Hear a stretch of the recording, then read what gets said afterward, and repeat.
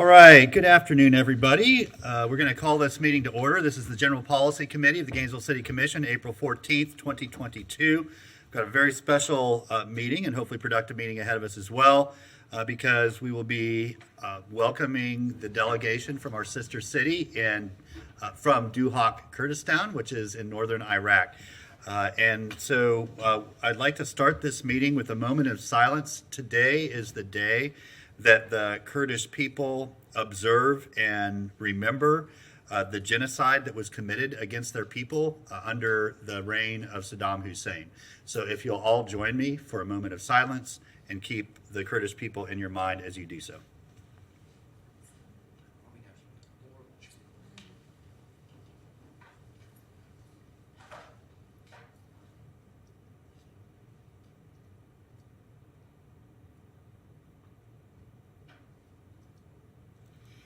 Thank you very much. Okay, we do have some modifications to our agenda. Madam Clerk, if you're able to pull those up, and we'll look at those modifications and then move to adoption of the agenda.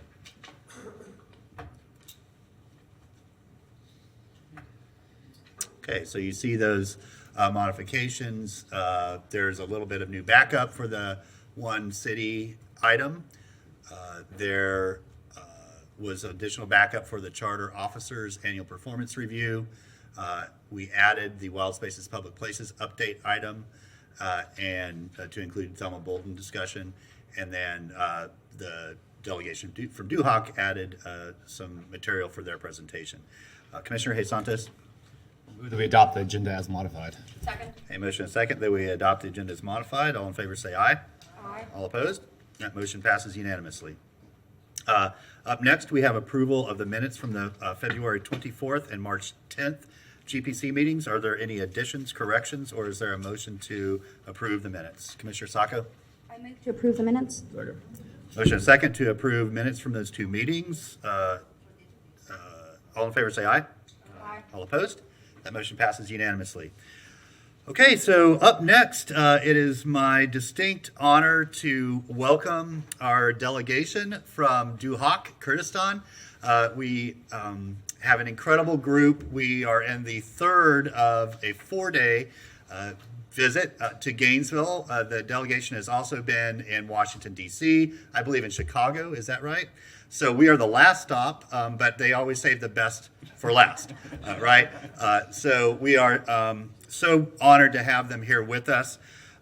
The delegation has really enjoyed their time. We have been out in farmland and at high schools. We've been at UF Health and the Innovation Hub. Tomorrow we're going to start the day with planning and sitting in offices, learning how we build cities, and we're going to end the day with how we treat our wastewater. So we have absolutely shown them sort of every facet of our community, and it's been a real pleasure spending time with the governor and his delegation. With that, I would like to introduce the director of the Gainesville-Bahar Sister City relationship. She is a professor at the University of Florida. She's a friend, I should start with that. And she is responsible for starting this and maintaining this relationship. And I'll let her tell you a little bit more about it, but it goes back to 2006. But this is the first time we've been able to welcome a full delegation here in that time for a variety of reasons. So we're so thankful to you, Bahar, for being a leader in our community for this relationship. And I think we're even more excited about what this visit means as we advance and move this relationship into the future. Bahar, if you want to introduce yourself, and then you can introduce the rest of the delegation. Thank you, Mayor Poe. We really appreciate your time and having us today.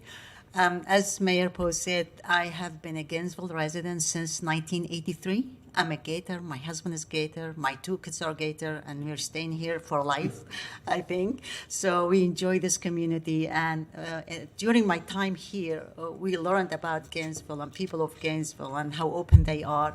And the one thing I thought I would do, how to bring our people together. But as you know, the turmoils and that part of the world, things are changing like overnight. And we started this and really didn't get anywhere, and then became a war, and then became ISIS and COVID, and everything else happened. But with Mayor Poe's support too, and obviously Steve Kalishman has been really instrumental in helping me to make this happen too. We signed the virtual MOU last March online, and then luckily, like today, they are here and they are visiting us. So we have a delegation, and hopefully this will be the first day that we are giving the keys to our cities, to each other and to our people, to start collaborating and working together, not only for today what we are doing here, but Gainesville has so much to offer, and I'm so lucky to be a part of this community, and I would love my people to come and see how we are and who we are and what we do, even if they have certain different opinions. So this will be the opportunity for us to do that. So it's my pleasure to introduce the delegation. The delegation is the highest delegations actually have gone anywhere. It's the governor of the province, De Hoog, and they will talk about that. And we have a parliament member, and we have director of the tourism and director of the health, specifically the COVID hospital that are there, and we have some other staff that are visiting with them today. So they have prepared a presentation just to give you like a glimpse on what is Kurdistan, what is De Hoog, and they have provided some information packet to you at your leisure if you want to look at it. And obviously we're here to deepen this relationship with you, and with your support in our community, it will be great. And in addition to that, tomorrow I'm having a reception in my house. You all are invited. I hope you all come to send them goodbye and to just say, to get you more like in a personal level, to see what you do, who you are, and then you know them. Maybe 1 hour, half an hour doesn't do justice to know each other and talk to each other. So I will turn it over to the governor to start the presentation. Betsy, who has the presentation? They'll pull it up. Okay, yeah. thank you Yeah. so much. Thank you so much again for everything. We really appreciate it. I think a lot of great things coming up for our city with this relationship. Thank you, Bahar.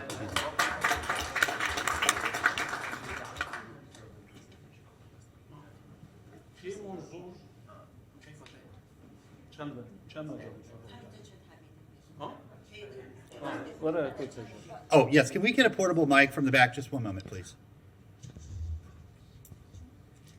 We're going to do some simultaneous translating here.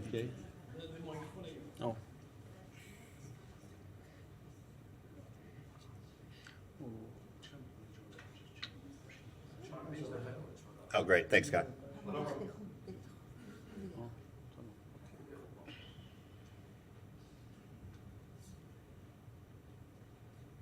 So Hajar is going to be translating because the governor will use that. Sure, yes.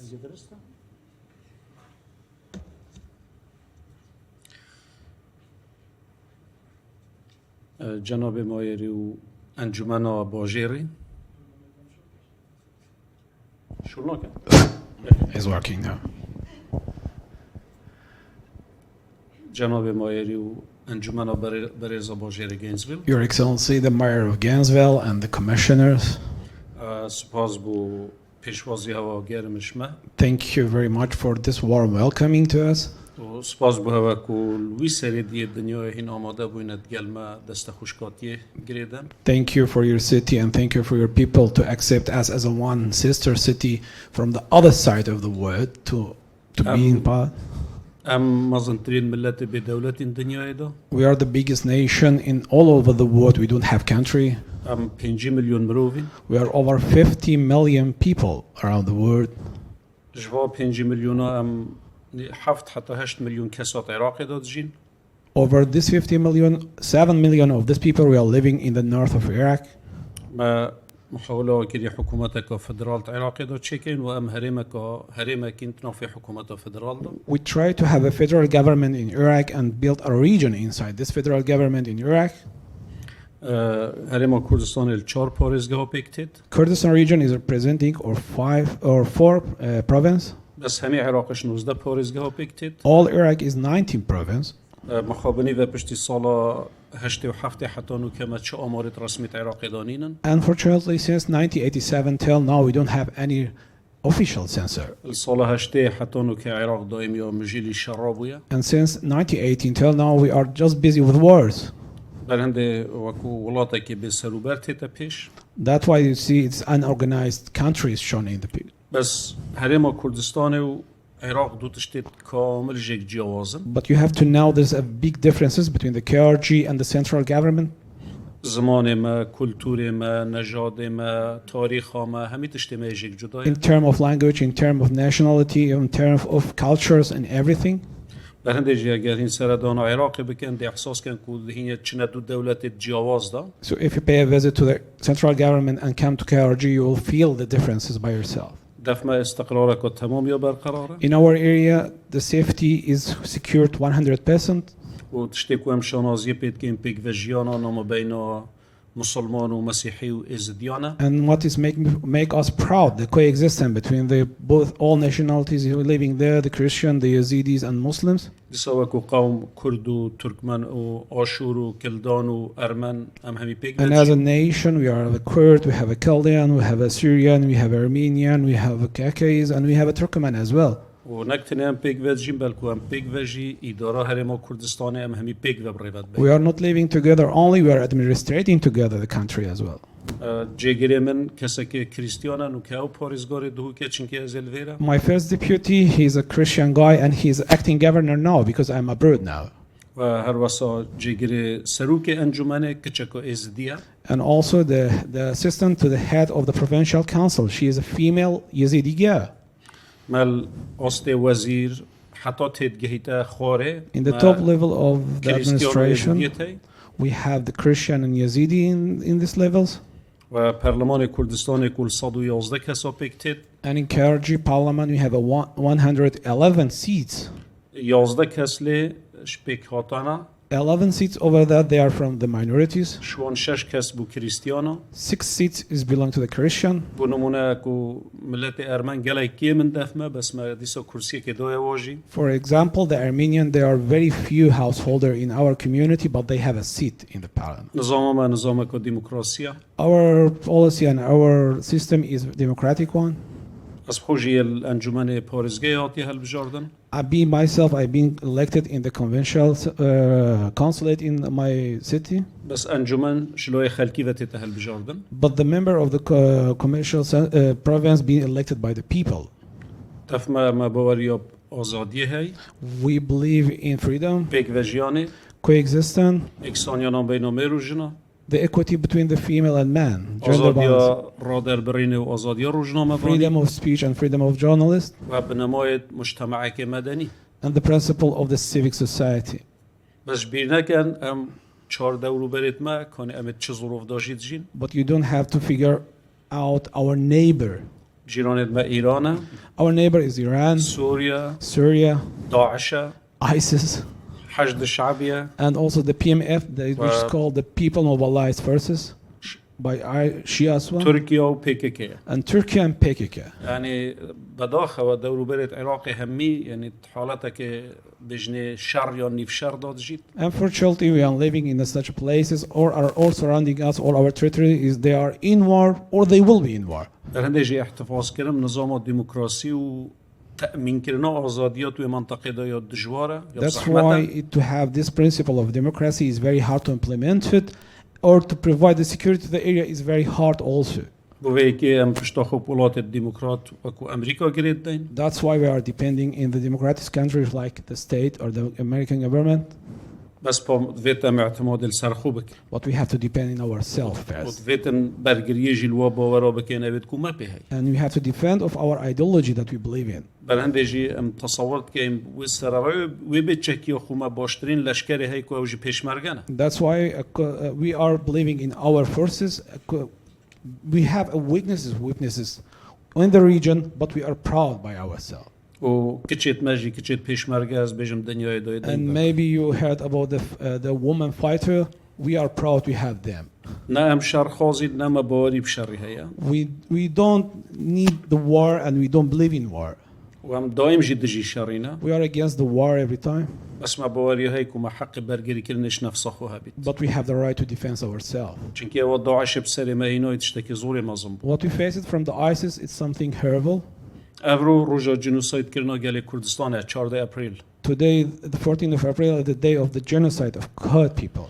ال 23 شباط حتى 6 ايلول 88 182 هزار جنو بتشيكو ظلامت ميت انفال كري Started since 23 23 of February حتى 6 ايلول till the 6th of Yeah, March 1988. in 1988. We lost more than 1,000 of the 8,000. 142,000 female and children of our nation. پرانیجی جنو بچیک بون Almost of them they are female and children چونكي ظلام شلون خو قرطال كان بس جنو بچی خلاص ناد because it's easy for the man to flee or to fight, you know. بس بو چه افرو بو روجا جنوسایده چونكي روجا كوكي افرو تنه 23 پترش 23 هزار جنو بچی کن ما تاتی انفال کرن Why today has become a day of genocide? Because over 23,000 of female and children being genocide. بری هفته و پنجه سال 1975 ما پترش 5000 گنده هبون Before 1975, we have over 5,000 villages. بس سالانو تو ای که دمیم دجی صدام حسین رابوی ما یک گند نمو But in 1991, when we had our revelation, the uprising in KRG, we never had any of these villages. امی تاتی میل صفری دست بکری بونده ولات خواه دان که That's why we start from the zero to construct our country. اونو که جیلای ظالم نشونه همی و آسوارا خلاص که Until now, we don't reach these degrees that we want. ما نوتو ای که یک زانکو هبو In 1991, we have only one university, نو که خوشبختانه پتر چل زانکو میته and now we have 14 university. ما محاوله کر همی او بنیا تحتیا هرما کردستان نحیا آودانی ام پیش بخین و محاوله بکن ولات خو آودان We کینا tried to reconstruct our infrastructure and developed our cities. دهوك محافظة كمليون ونيفة جمعياتوي والحفت قصة بكتير Our population is 1.5 million citizens. It's distributed between 7 districts. بس فرجة دي بتهشت هشت قصة Nowadays, we will add to that another districts. It will become 8. بس 2014 ما بتر مليون كا پنابر و آوارا ورگرد In 2014, when ISIS come, we received over 1 million IDPs and refugees. و لا يزال پشتی 8 سالا نوکه 537 هزار پنابر و آوارا الدفمت جین And nowadays, we have a 537,000 IDPs and refugees. They are still living in the camps in my city. درگاه ما بو همی کسی که لی قومایت منطقه شرق الاوسط دای وکریه Our door is open for everybody. They are suffering from injustice in all the Middle East. خوشبختانه دل ملت ما جی زور وکریه بو پیشوازی کرنا و همی پنابر And I'm happy and proud to say our people, they have an open heart to receive any people they are fleeing from injustice. تنه ملجأ کنو که ماید دست پیکاتا و که کریستیان و ایزدیا هرما کردستان و بالذات پارزگاه دهوک And I can say proudly, the only safe haven for the injustice people, it's only, in the whole area, it's only my province, the Hawk City. و هربو معلومات اف ديانات من بحث كري القرن ايكي ميلادي مسيحيات يد منطقة مدى بلاوة بويو ما كليساية هيكو يد قرن ايكي ميلادينا So for the first century of the Christ, we have the Christianity in our area, so they are the honor of the land. منطقة ما منطقة كزراعية Our area is agriculture area, وفقية ويجي بنوفو دنجا and we have a very good type of fruits. الرسا ما قالك نفتا هاي We have oil as well. ودو كومبانيات مشهورة أمريكي HKN و Hunt oil. ويري شولت كان The two biggest American company they are working in our territory, HKN and Hunt Oil. وباشترين أو معالمة سياحية سر أست عراقي جي النوف باريس جامدا And we have the best touristical sites and archaeological sites in all over Iraq. It's in my city as well. نيفا منطقة مدشتة ونيفا منطقة تشيوية Half of our city is a planet and the other is mountains. قالك الريبوريت هي We have many rivers. مناخ تشيوي سر 2000 متر دومي هي Our mountains is above 2,000 meter above the sea level. والويري أم همي بصرمان ومسيحي وإزدي أم تيكل جين يعني ناوكو جدا جداينا In this area, we are living together, the Christian, the Yazidis, and Muslims. وسياستهم أوا أم احتفاظ بوابيكوتا بكينو وانا كان قرانكارية الديموغرافي روبدان And our policy is to protect this minority and don't lead to the demographic change in the area.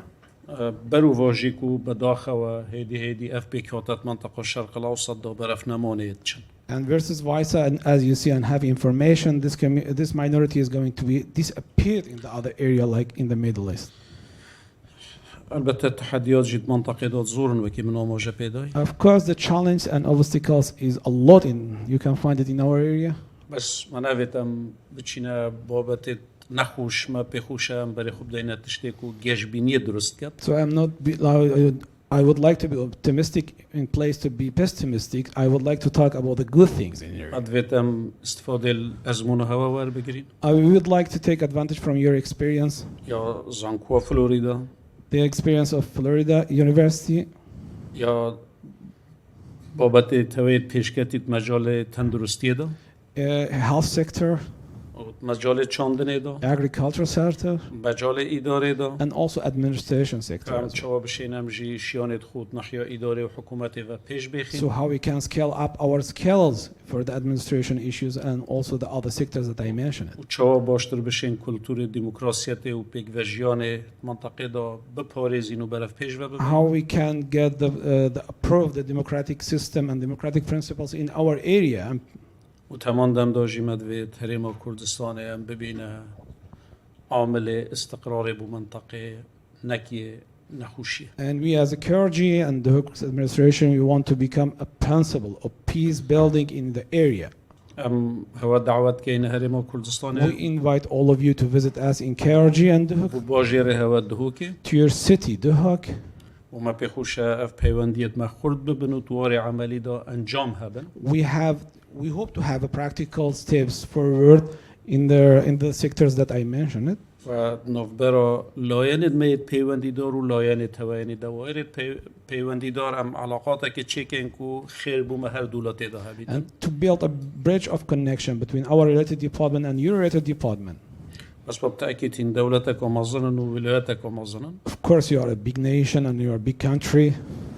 تأكيد فيتن هم بتر جاوي خوب دانا دورك كو أفا چلو دو سال بتر دائم شر و نخوشیت تده هبوی So we're looking forward to see a big support from your side, to look to us because we are just developing ourselves.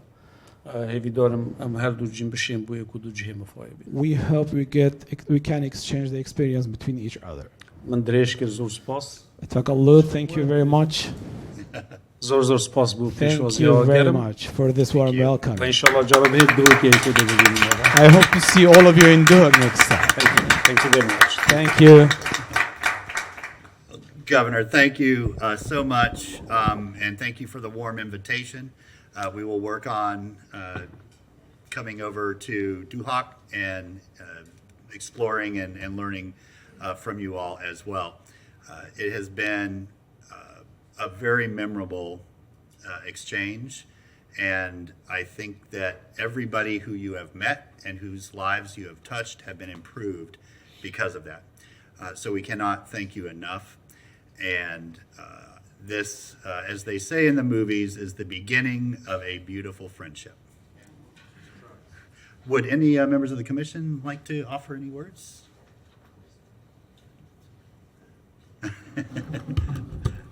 Commissioner Santos? Thank you, Mayor.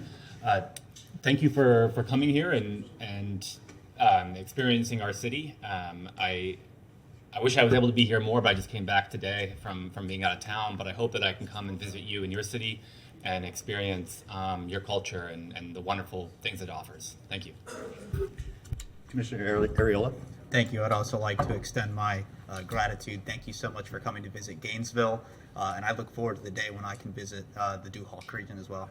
Thank you. Thank you. And so we are going to invite you to go on about your day. You've earned a little rest. They will be attending tonight the orange and blue game. So they're going to get some good old SEC football, and maybe take football back to Iraq. Not their football, but our football. And we will continue our journey tomorrow. All right. Before they leave, would any members of the public wish to speak? Madam Clerk, do you have anybody signed up? Okay. Okay. So we'll give you a chance to go on about your day before we start our next item, and I'm just going to walk them out real quick. Okay. So let's. We'll actually be in recess just for a few minutes.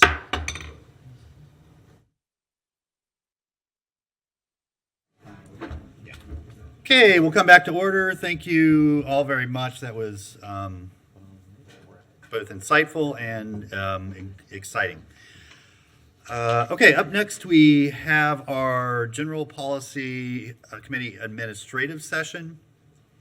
So this is our quarterly sort of reset, and we have adopted our agenda for the next, not adopted, we have set our agenda for the next meeting, but we do have some suggestions for the meetings for the rest of the quarter. So if we can pull that up, Madam Clerk.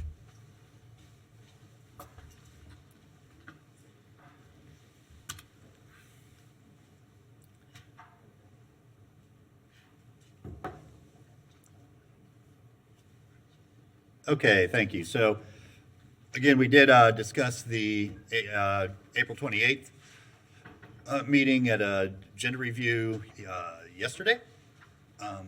So if we could maybe scroll down, Ms. Kessler, a little bit, and sort of just put May 12th at the top there. Yeah, that's perfect. Okay, Commissioner Santos. Thank you, Mayor. The RTS app and the broadband update, I think, could just go on city commission meetings. I don't think those have to be on general policy to try to lighten the load. We seem to have lighter city commission meetings than we do GPCs nowadays. Not the next one, but One out of the general. I don't have a strong opinion one way or the other. I do feel like we could get an update on the app as well as the service changes under one item. Yeah, I mean, that could be a city commission meeting too. I don't know if you want to, or, yeah. I'm fine having it on there, just trying to, things that we've already discussed in an instance and they don't have to have to be here at the GPC. Yeah, I don't have a strong opinion one way or the other. Okay, anybody else have any? So I want to go down to a proposed referral. We don't have to do this. I put out a while ago that if commissioners wanted to reserve 20 or 30 minutes on meetings to share general thoughts about what they are working on or what ideas they might have that they just wanted to share with the commission at a public meeting, we could do that. I think we could still do that. I don't know that we need to set aside a meeting or specific time. I guess what I would ask commissioners, kind of like Commissioner Chestnut did, if you do have something you're working on before it gets too far down the road, to bring it to the commission and sort of share that just for general discussion and kind of keep us up to speed with what you're working on. Just let me know or let the clerk know, and we can work it into the rotation because I think that's important. And it's one of the big drawbacks of our form of government is that we just don't get to have conversations with one another about things that maybe aren't ready for a vote, but that we're working on and thinking on. So, we could try to set some time aside if anybody has anything that they would like to add to that. Commissioner Ward? Thank you, Mr. Mayor. I am definitely supportive of that concept. That's the whole point behind general policy initially. And rather than all of us working individually to prepare an idea and spend staff time on it and work with it and then bring it to everyone else to find out that maybe it's not there's no appetite for it. I think it would be a really good use of our time to make that happen pretty regularly. So. Okay, thank you. Commissioner Chestnut? Thank you, Mr. Mayor. Just because this process is new to me, I'd like to know that if you bring something to the General Policy Committee, can action be taken or just? It can.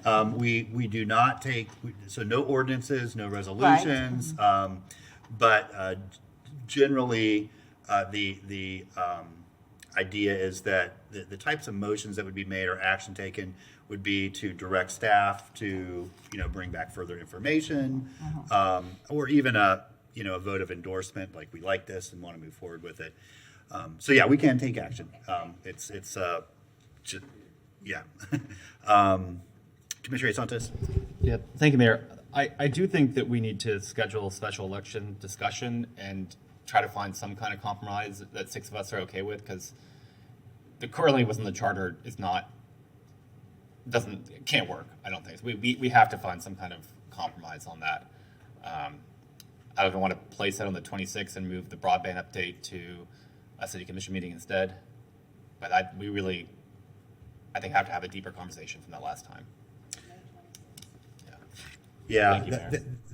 that's fine with me. I mean, and there's definitely some urgency on the part of the supervisor of elections with that item, because it really put their organization and staff in a difficult place. So, yeah, that would be fine. And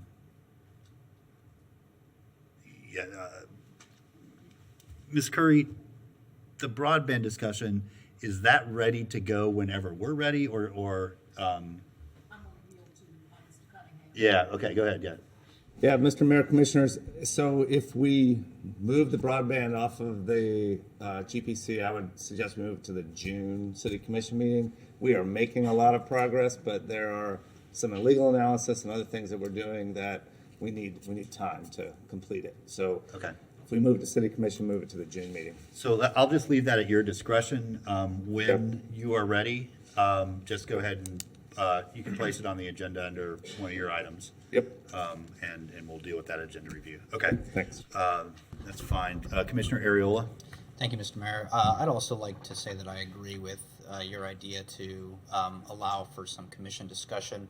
I think it's a good substitute, or rather an alternative to using the policy research process, because the policy research process is generally for ideas where, we've had discussion on the commission already. We just want to utilize the ability of staff to help us flesh out some more detail for things that we've sort of already discussed. But for things that we haven't discussed, I've gone through this process before where I brought up a new idea, used staff time, commission gave direction, and there was sort of no real vision for how we get to an ending point. Now, granted, it was fairly dense, but at the end of the day, I think that it would give me the opportunity, and I think it would give my colleagues the opportunity to bring something that's new, something that would take a lot of staff time, and would honestly give it a chance to really make it through to the policy process. Okay, good. Well, I think what I'm going to do then is, instead of scheduling a special meeting or, divvying out slots at each meeting for the D1 commissioner, the D2, if you have something that's ready, just let the clerk know, and I'll work at agenda review to try to get it on a meeting as soon as we can, where it fits. Commissioner Chestnut? Thank you, Mr. Mayor. I want to come back to the special election discussion. Now that I have more clarity on it and where it falls in the charter, I think it would be important for us to get some information out to the public that we're going to discuss it, if we're going to discuss it on the 26th, but to maybe give some background as to why and what it is about. I think when it came up before, there was a misperception on what was happening with it. Yeah, we can certainly do that. That gives us enough lead time, and I think we can create a pretty to the point paragraph explaining, A, that we'll be discussing it, and B, why there is a need to at least look at this. Okay, yeah, absolutely. Anything else in there that anybody wants to see modified, or everybody good? Yeah, good. Commissioner Saka? So we do have the lien reduction research, and I'm fine where it is. I just, it's something that Sustainable Development had asked for. And that's why I brought it up. They've been working on it for quite a while. So if there is a space to move it up, I think that would be really helpful to our team over there. But otherwise, that's what I'm very interested in out of all of this, because it helps our meetings and it helps our neighbors, and it's an efficiency thing. So whenever that is available to launch, I would be more than happy. Yeah, I mean, I think where it is probably the earliest we're going to get to it. Okay. But, yeah, that's still No one touch it. a good month away, yeah. Okay, so without objection, we will set this as our tentative work plan for the GPC committee meetings through this quarter. All right, there we go. Very good. Morgan, yeah.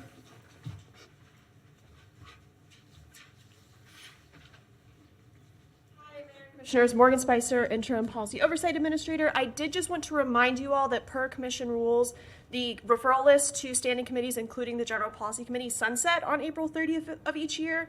And so I have included our action item referral list in your backup. But if there are items that are in that list that you do not want sunset out of the referral list, we would appreciate if you could let us know so that we can keep that list cleaned up.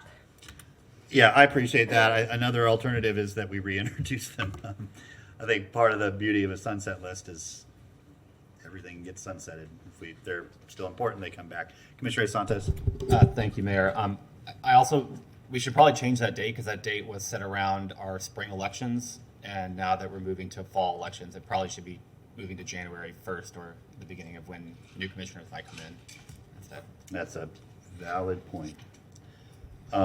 Is there any, is that date set in our rules, or So it's in the resolution? I would move Yeah. that we change the date for sunsetting to December 31st. A motion second to sunset our referral list on December 31st. So we'll just ask the attorney's office, bring us back an amended resolution whenever that's ready. Obviously, we have a little time. Okay, very good. Any members of the public wish to speak to the motion? So this motion is to extend our sunset period and make it on December 31st. Is that what you want to speak to? The December 31st. No, this is about the lighting at the Possum Creek. Skate Right on. Park. So we'll get there. We'll give you an opportunity in a little bit. We're just taking Okay. care of some other business. Yeah, I'll let Thank you know you. when that I appreciate it. when that comes up. Yeah, absolutely. Yeah, and Madam Clerk, have you filled out the little form over here? Yeah. You did? Okay, so yeah, she'll call you up when it's when we're ready. This one? Yeah. Yeah. Yeah, just fill that out and give it to the clerk here at the end, Ms. Kessler, and she'll then call you when it's time. Okay, so everybody, all in favor of the motion for the sunset resolution to come back to the commission, signify by saying aye. Aye. All opposed? Motion passes unanimously.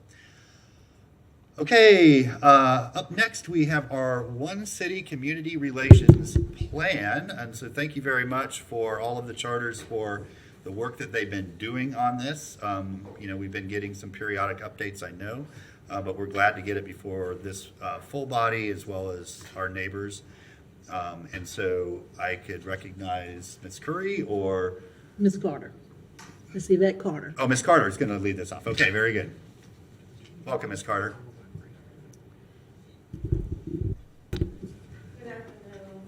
Good afternoon. And I'll be right back. Okay.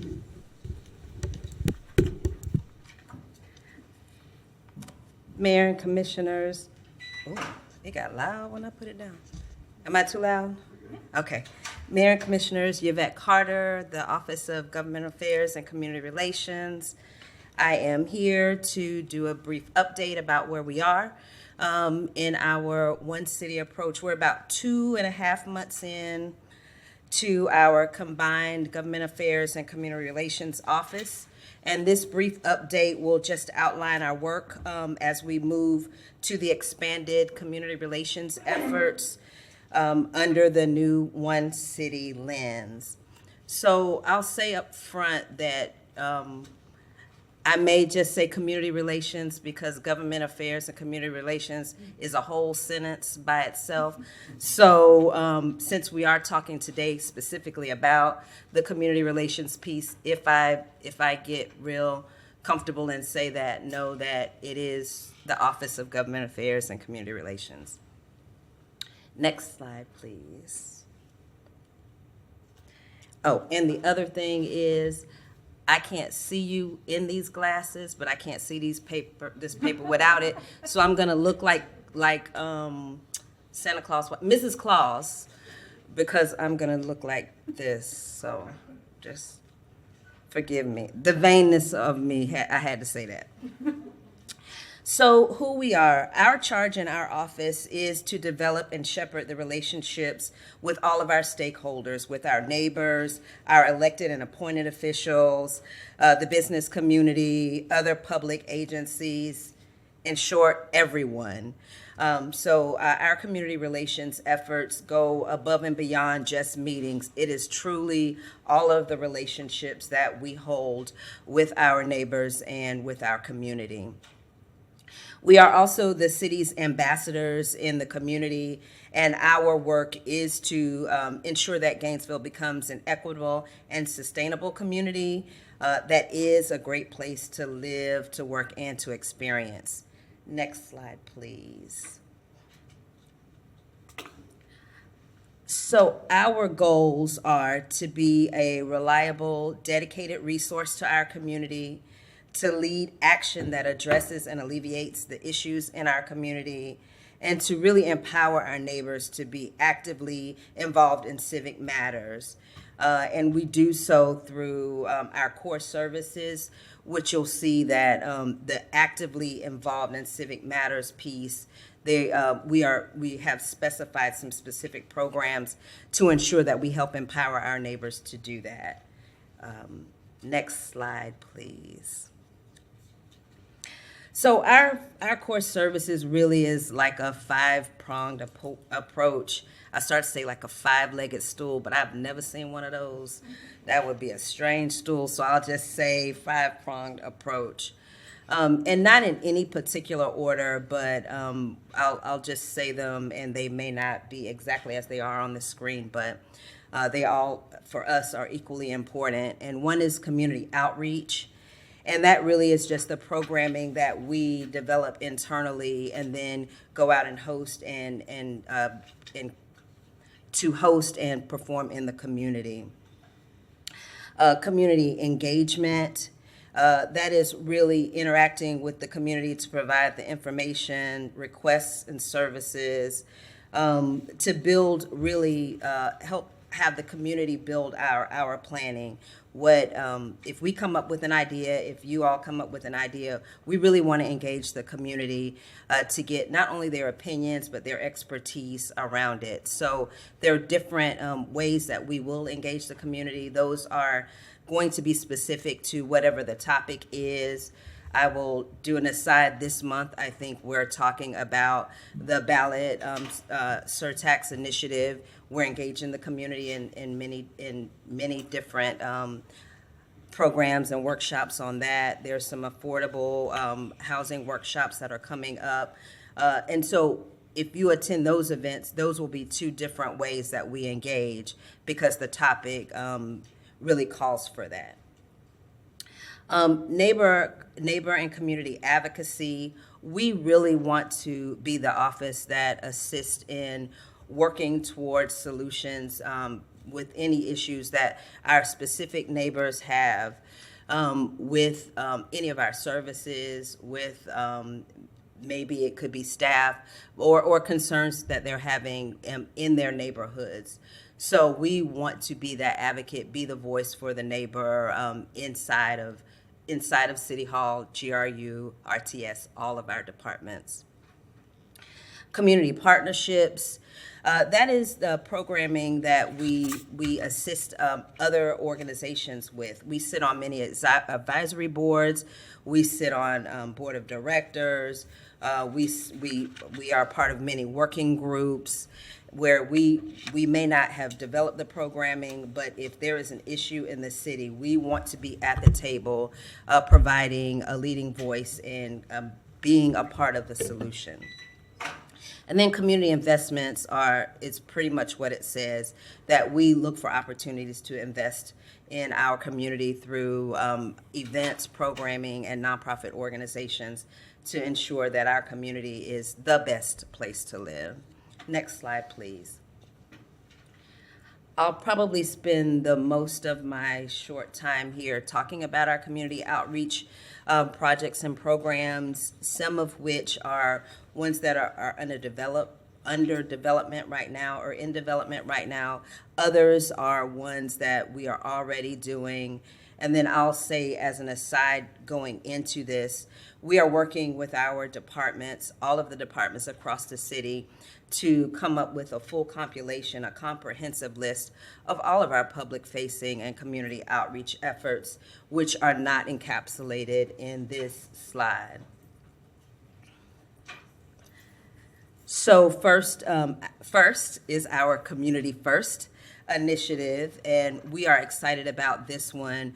Very briefly, I'll say I'm looking at the dais, and I believe just about everyone has either been to or been informed about the new Community First initiative.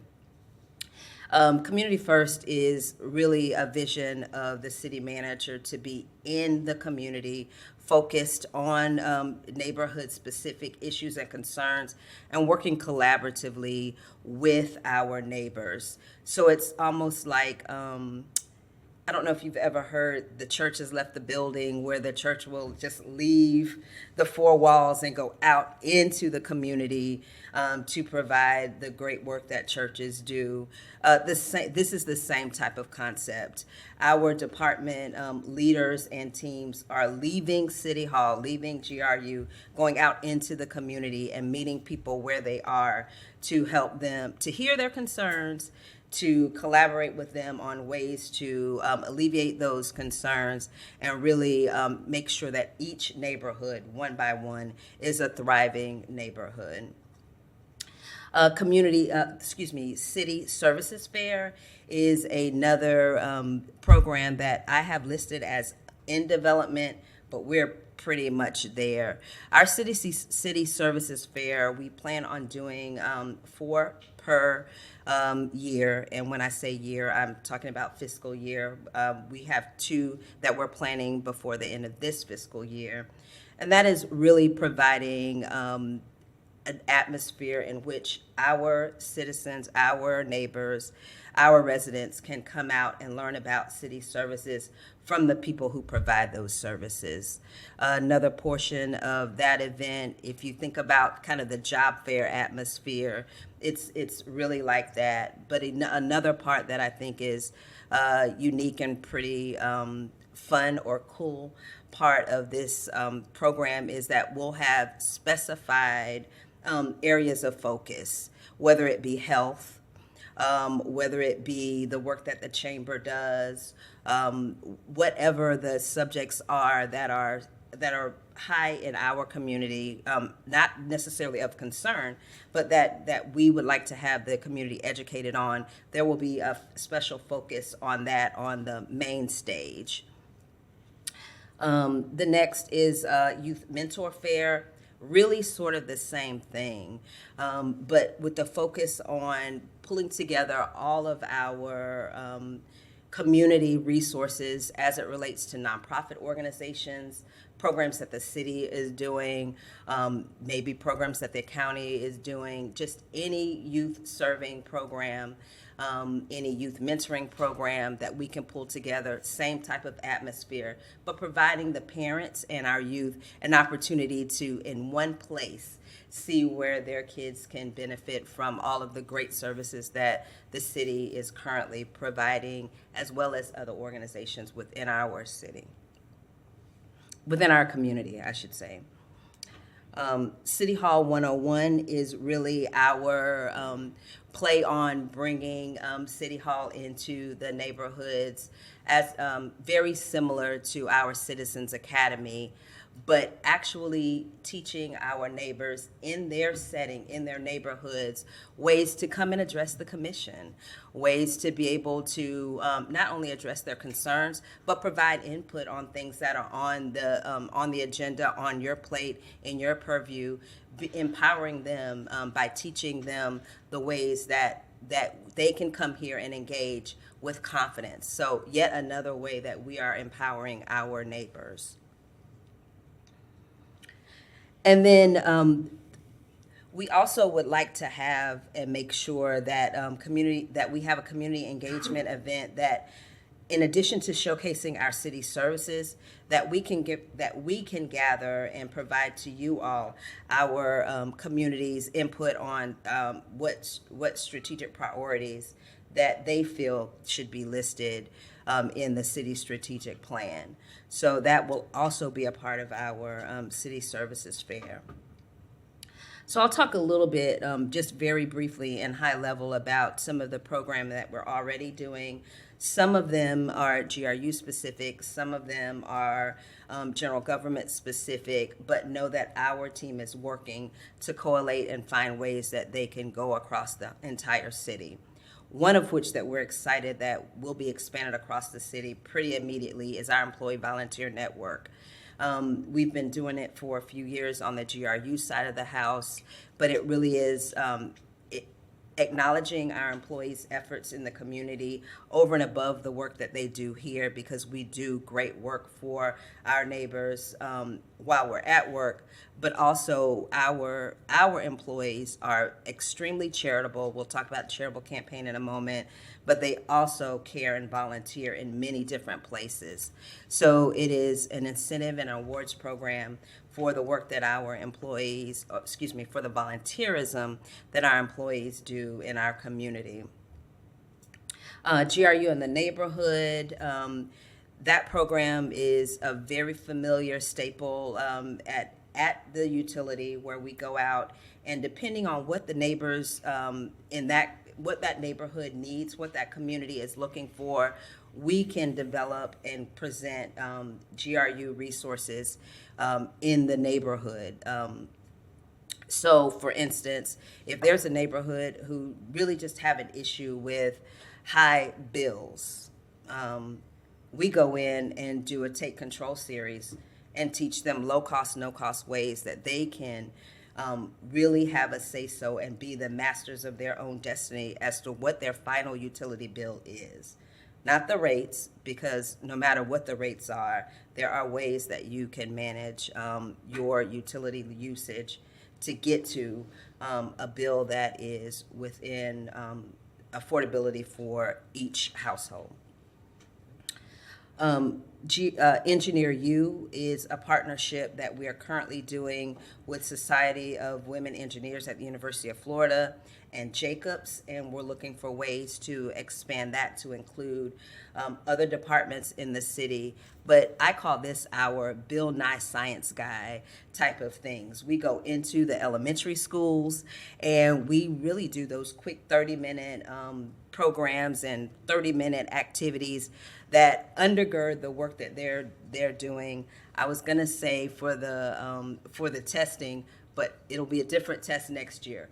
But what we were doing is what is on that FAS, the test. Well, what can we do to make it a fun, easy way that they can remember in the test? Oh yeah, we did that, and really solidify the concepts that they're learning in school. Camp Empower.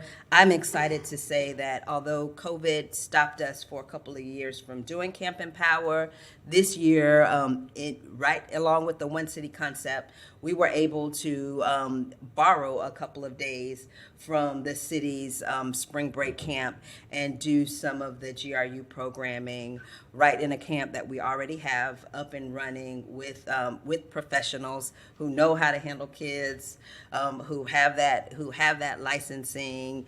So we are looking for more ways like the Camp Empower to be able to integrate a program that's already here at the city with the programs that are or here at general government with the programs that are at GRU, and I'm very proud of the work that we did for Camp Empower. So everyone knows that our educational programs are important to us. So we talked about our elementary program in Engineer U. We talked about our middle school program in Camp Empower. And then we also do a scholarship program for kids who want to go to school, who are inspiring engineers. And we've been very successful in that effort over the years. We're looking for ways to be able to expand that program as well. I'll tout our relationship with Williams Elementary. It is 25 years and counting with Williams Elementary, and our staff does spend time at Williams. We mentor at Williams. We participate in their graduation programming and other things. There are also other schools that we do assist and we do partner with. Williams, however, is our longstanding official partner school. And there was a request to reinvigorate or reignite our talk shows that we've done on public access in the past, and we are looking into that.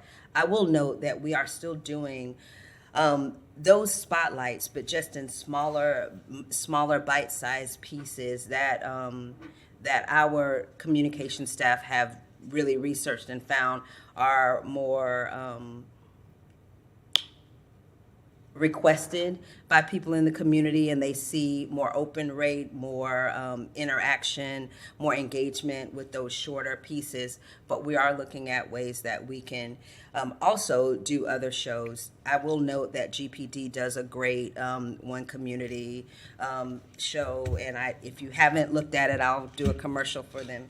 He's not in the room, so he is not making me do this, but Chief Scott just put out another one, and it is really about the gun violence. So it has a lot of local pastors, a really, really great 26-minute program.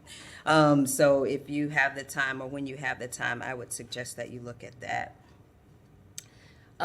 We are a small but mighty team, and I just said a whole lot. Know that our superpower is working with every department within the city. We were doing that prior to the official One City lens. We are doing that a lot more now.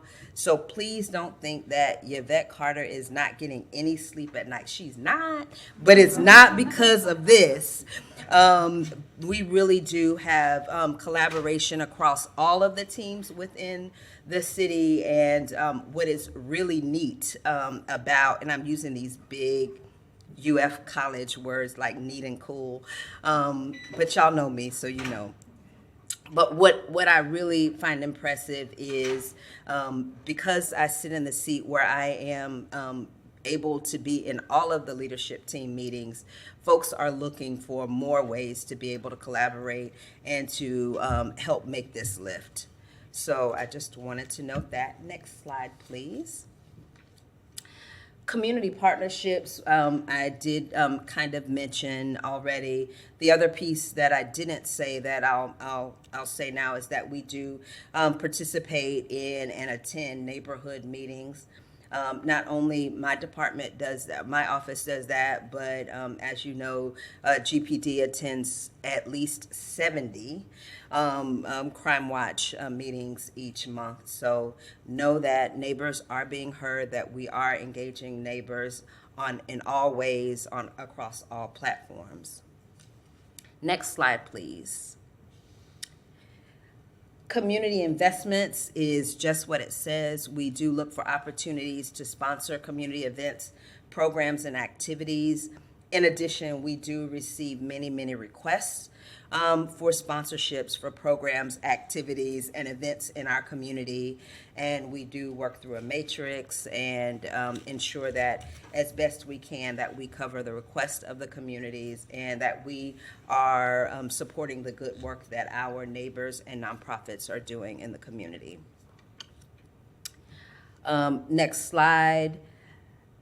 We did talk briefly about neighbor and community advocacy. What I'll add here, I think the fine point that I'll add here is that we are working to manage and follow up on neighbor concerns and issues. In particular, we are looking to educate our community on the wonderful app, MyGMV. We are working on a training program for our internal, for all employees internally, and then really working to push out a campaign so that all of our neighbors are able to understand and use MyGMV. I'll pause to say we know that my 87-year-old Auntie Zola will not ever use MyGMV, so we are using all of the traditional ways to reach out by phone, letter. We still have those opportunities as well, but MyGMV is a resource that we have found will be invaluable in our work in being involved and engaged in the community. I've already said that we want to be the voice of the community amongst our city leaders and staff. Additionally, our office will and do handle the complaints that and concerns that reach the office of the general manager and the city manager as best we can. Next slide, please. Thank you. Questions? I'm happy to entertain any questions or comments, Mr. Mayor. Thank you so much, Ms. Carter, for giving us that update and all the work that's gone into getting us to this point. I think the most basic question I can ask is, what do you need from the commission to continue this work? Thank you. That's a good question. That's a big question. I think for me, just off the top of my head, and I won't look at the city manager or the general manager, I'm going to look strictly at you. I can look at them. Because I think what I think we need, and when I say we, I am speaking of all of the staff, is your continued support in our outreach and our engagement efforts. It is not only nice, but it is calming to see the commissioners attend these meetings and events, because you guys are the decision makers. We are the boots on the ground and carry it out. But there are sometimes questions and concerns that neighbors really would like to address directly with the decision makers. So I will say thank you to each of you, because I can look to a person and I see all of you engaged in those events. And I know you have long days and long nights and long weekends, but if you could keep that up for us, we appreciate it. And then lastly, if there are things that we need to shore up on, if you would let the city manager or general manager know, we are open, because we truly want to make sure that Gainesville continues to be the best place to live. Been a lot of places, and I wouldn't want to live anywhere else except for probably Broxton, Georgia, because if I don't say that, then I'm not gonna be able to go back home. So except for Broxton, Georgia, Ken's gonna be here. My granddaddy, except for Broxton, Georgia, Gainesville is the best place I've ever lived. So it's sort of like love. There's no limit to it. That's right. There's plenty to go around for everybody. So That's right. yeah, you can share love with both communities. That's and right. Not That's take right. away from either. That's We right. won't hold you accountable for that. Thank you, Ms. Carter. That's helpful Thank to you. know. I mean, really, I think it's helpful for us to hear that, and just know that there are ways that we can make this work, the best it can. So that's very helpful. Commissioner Ward. Thank you, Mr. Mayor. Thank you, Ms. Carter, for this. I'm really, really pleased, and thank you, Mr. Cunningham and Ms. Curry, and everyone who's involved with coordinating this. People throughout our city are touched by programs of the city regularly, whether it's GRU or GPD or GFR or any number of things that the city does. But they don't always know that it's the city. They don't always connect that back to, the city of Gainesville, in exchange for my tax dollars, in exchange for my commitment to this community, did this thing. They see that these little pieces of the city of Gainesville, specific departments, went out and did a thing that they may appreciate. But it's hard then without us reminding them, without the city reminding them that all those things are components of a bigger organization They don't always know. So when we develop this opportunity to reach out and remind people, whether they're in crisis or whether they're just going about their daily lives, that thing that they appreciated was part of the city of Gainesville, or that thing that needs improvement is part of the city of Gainesville, that really matters. That's a game changer in the long run. It may take us a few years to get there, but having that one city approach, it's a game changer. It really is. So I appreciate what you're doing. I appreciate really the GRU and general government being together on this to remind people that it is just the city of Gainesville. It's not the component pieces, it's the city. Thank you for that. I'm especially intrigued by the City Hall 101 idea. I love that. It's a Gainesville kind of way to talk about it. So thank you for that and for everything else. And I'm happy to be out and helpful at any of these. I don't want to get in the way ever, but if it's useful, I'll always want to be there. So thank you. And thank you, Commissioner Ariola. Thank you. I just also wanted to thank you. I learned some new work that you're doing. There's definitely a lot more work on the plate now that GRU and general government are working together, but I think that's good. I think that Gainesville is right now on a trajectory to just be unlike what it's ever been. And I think that's a good thing because it creates more opportunities for people. One piece of feedback I wanted to give is I think there's exceptional opportunity with Blunt Hall opening at Santa Fe now. The city having a presence there could be really transformative for a lot of people's lives and really letting Santa Fe students, because a lot of Santa Fe students are non-traditional college students, and really being able to give them an opportunity to see careers with the city of Gainesville, but also just sort of see Gainesville as a larger piece than maybe what they're used to. So that's a really good opportunity, and of course our relationship with Santa Fe is always deepening. And I'm excited. A lot of the partnerships that you're creating are going to be lasting, and one of the best things the city can always do is deepening our relationships with our partners. So thank you very much, and thank you to the charters for the work. Thank you, Commissioner Chestnut. Thank you. I want to thank you for your responsiveness. You respond immediately. The departments respond immediately, and I think that is most appreciated by the citizens, by, as you all say, by our neighbors. So thank you. Very good. Thank you all. All right. Well, thank you, Ms. Carter. A very informative and helpful update, and we'll just keep up the good work. Yes, sir. It's a journey, right? Not a destination. So It's feeling like a journey. A good one. Thank you. Madam Clerk, did we have anybody signed up to speak to this item? Okay. There's no action necessary right now, so we'll just keep working together, and I think we're doing well. So thank you very much. Thank you. All right, so continuing along the theme, our next item is an update on GRU and general government department consolidation, or our one city update. So Mr. Cunningham, Ms. Curry just deferred to you. So.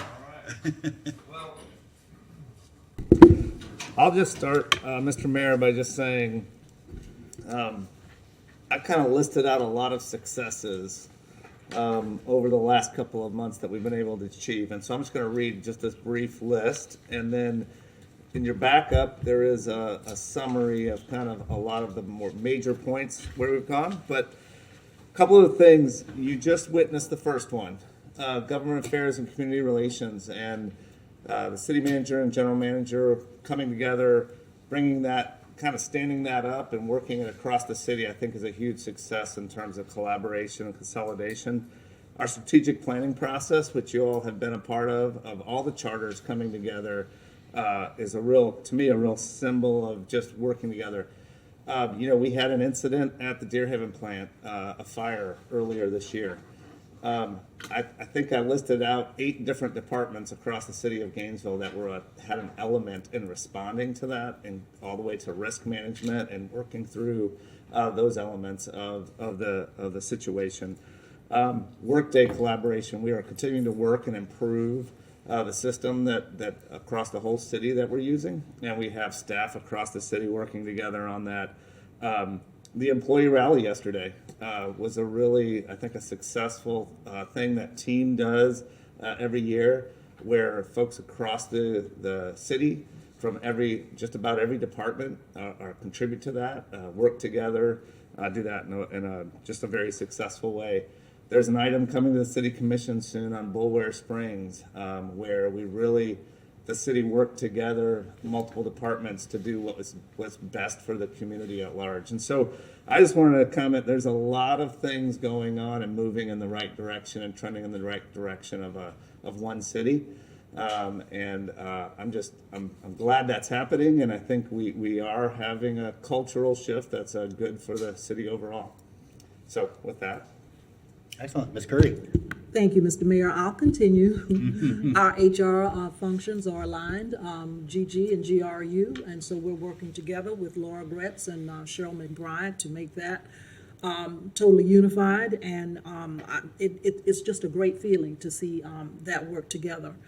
Also, our communications functions are better aligned now. We have a daily that combines news from both GRU and GG. And so I think that is working well. I think a couple of weeks or so ago, Mr. Cunningham and I met regarding the climate change officer. We are moving together to get that job description finalized so that we have that position advertised hopefully within the next month. We've received feedback on that job description from interested folk around the community because the subject matter is just so important. And so that will be rolling out hopefully within a month to get that recruitment underway. As far as the budget, finance, and accounting functions are concerned, we know how that has been working with GRU helping us to recover on the GG side from the audit findings that were identified earlier. And as Mr. Cunningham mentioned, on the IT infrastructure side, we are getting support regarding Workday from GRU, but even more importantly, many of the functions, IT functions that we have here in the city are actually provided from expertise on the GRU side. And what we've been able to do is utilize Mr. Walter Banks, who is the CIO, Chief Information Officer from GRU, to just work with our department directors so that they understand from whence the support comes and it's not a phantom, if you will. There's no mystery behind the working relationships. It is one city. We realize that with many of the flags that we are addressing, I'm calling them yellow flags, that we are addressing across the city, trying to strengthen them, that we are saying we want to address those first, strengthen the core of the organization, and then move towards what I believe the commission asked us to do earlier, and that is calling on a consultant to kind of help us to realize where the opportunity is to even further align services. We're not there yet. We want to clear up some of the flags that are out there and then move into that next step. Okay, thank you both for the update on that. I do think we have a few questions. Commissioner Santos. Oh, thank you, Mayor.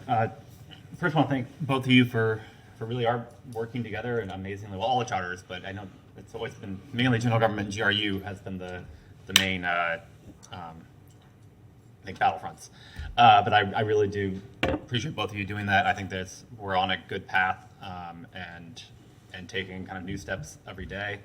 I did want to bring up two items that kind of for coming off of that last, I think the January meeting. One of them is the rebranding of GRU. I think many people in our community think that GRU is a corporate company, it's a private company, and people don't think it's owned by the city. Many other municipal utilities don't have like a separate brand. They're just, City of Tallahassee Utilities. That's what their brand is. And I think it's clear that it's owned by the people. And I think people treat it a little differently too. I think when they think it's a corporate company, they think they're just out there trying to ruin their lives. When it's a city, I think they might still think that, but then they understand it. I think they're a part of it. But it's, I think people are more okay with when it's they know that that money's going back into the tax dollars, helping the parks, helping the police department, helping the fire department, and things like that. So that's one of the things. I'm doing the update on that item, on the rebranding of GRU. And I also think that just kind of the name and logo seems just very kind of corporate 80s and stuff like that. And I do think it's kind of time for moving us into a new direction. And then GRU is the name has been tainted quite a bit, and with Russia, it's part of the Russian security service. And then there's the bad guy in the Pixar movies. So I think that it's sometimes you're kind of forced to apply things that are out of your control as well. And then the other question is, it's my understanding that the cityofgainesville.org is moving to cityofgainesville.gov. Is that correct? It is. Yeah. And with that change, new emails are being put out for everyone, at least on everyone other than GRU. Right now, GRU has a separate email. I think it's one of the things we should consider of everyone who works for the city. It's cityofgainesville.gov. No matter if you're in the police department, if you're in the audit, a lot of other charter officers, the audit office, the equity inclusion, the attorney's office, clerks, they're all cityofgainesville.org right now. GRU is the only charter officer that has a charter department that has a different email. I think having everyone with the same email brings us closer together as one employee, and it doesn't create two kind of classes that I think we've had issues with in the past, and that everyone's working for the city. So those are the two items that I'd like to have for some discussion as well. Thank you, Mayor. Thank you. Commissioner Sucker. Thank you, Mr. Mayor. I'm not going to disagree with Commissioner Hayes Santos. I tried to Google GRU yesterday, and I got a lot of photos of minions. It did not help. But if you add Gainesville, then it all, it fixes itself. But thank you so much for this work. I'm going to echo it is a breath of fresh air that everyone can work together. I'm so happy. And I do like the direction we're going with IT to see how far we can consolidate that. One area that I do want us to explore further as we do it, before I say that, Ms. Cheryl McBride is amazing. She has been working by hand to figure out our GRU vacancies, and I am internally grateful for that, but to kind of see where our vacancies are, what they are. One thing I would ask is, as she works with Ms. Gates and as we figure out, where we can consolidate, before we put out these new postings, see if there is somewhere across the city that could share that load, that task could be shared somewhere else. Obviously, a water engineer, like civil engineers, we can't just take anyone to do that. But if there are customer service, community relations, people forward positions, if those could be shared and consolidated, that's one thing I'd like to see where we can streamline there. That would be my one ask as you continue to explore what to do before we put out new positions, because I don't want us to hire someone and 6 months later tell them, we actually decided to consolidate your position and you don't have a job. So I want us to be considerate of folks who are coming here for employment. I don't disagree with the branding. I had someone who wanted to be an intern, and when I said, and this is where the general manager of GRU sits, she was shocked. It's like, oh, they get a say? Well, they're part of the city. Oh, they are? It was a huge revelation that completely shifted her view. And then she had a lot of things to say to me. Now that she knew it was like an elected official and not a corporation. But I think making the public aware that it is their utility. It is not some giant corporate monolith over there that no one can go to. It's their utility. They get a say as much as we do. So I'm really in favor of that point, of the rebranding to just make it more easily identifiable as public. I don't know how else to phrase that. But yeah, those would be my asks. I think Hayes Santos is the next light, so I will let him make a motion. Thank you, Mr. Mayor. Okay, thank you. Commissioner Hayes Santos. Yeah, thank you, Mayor.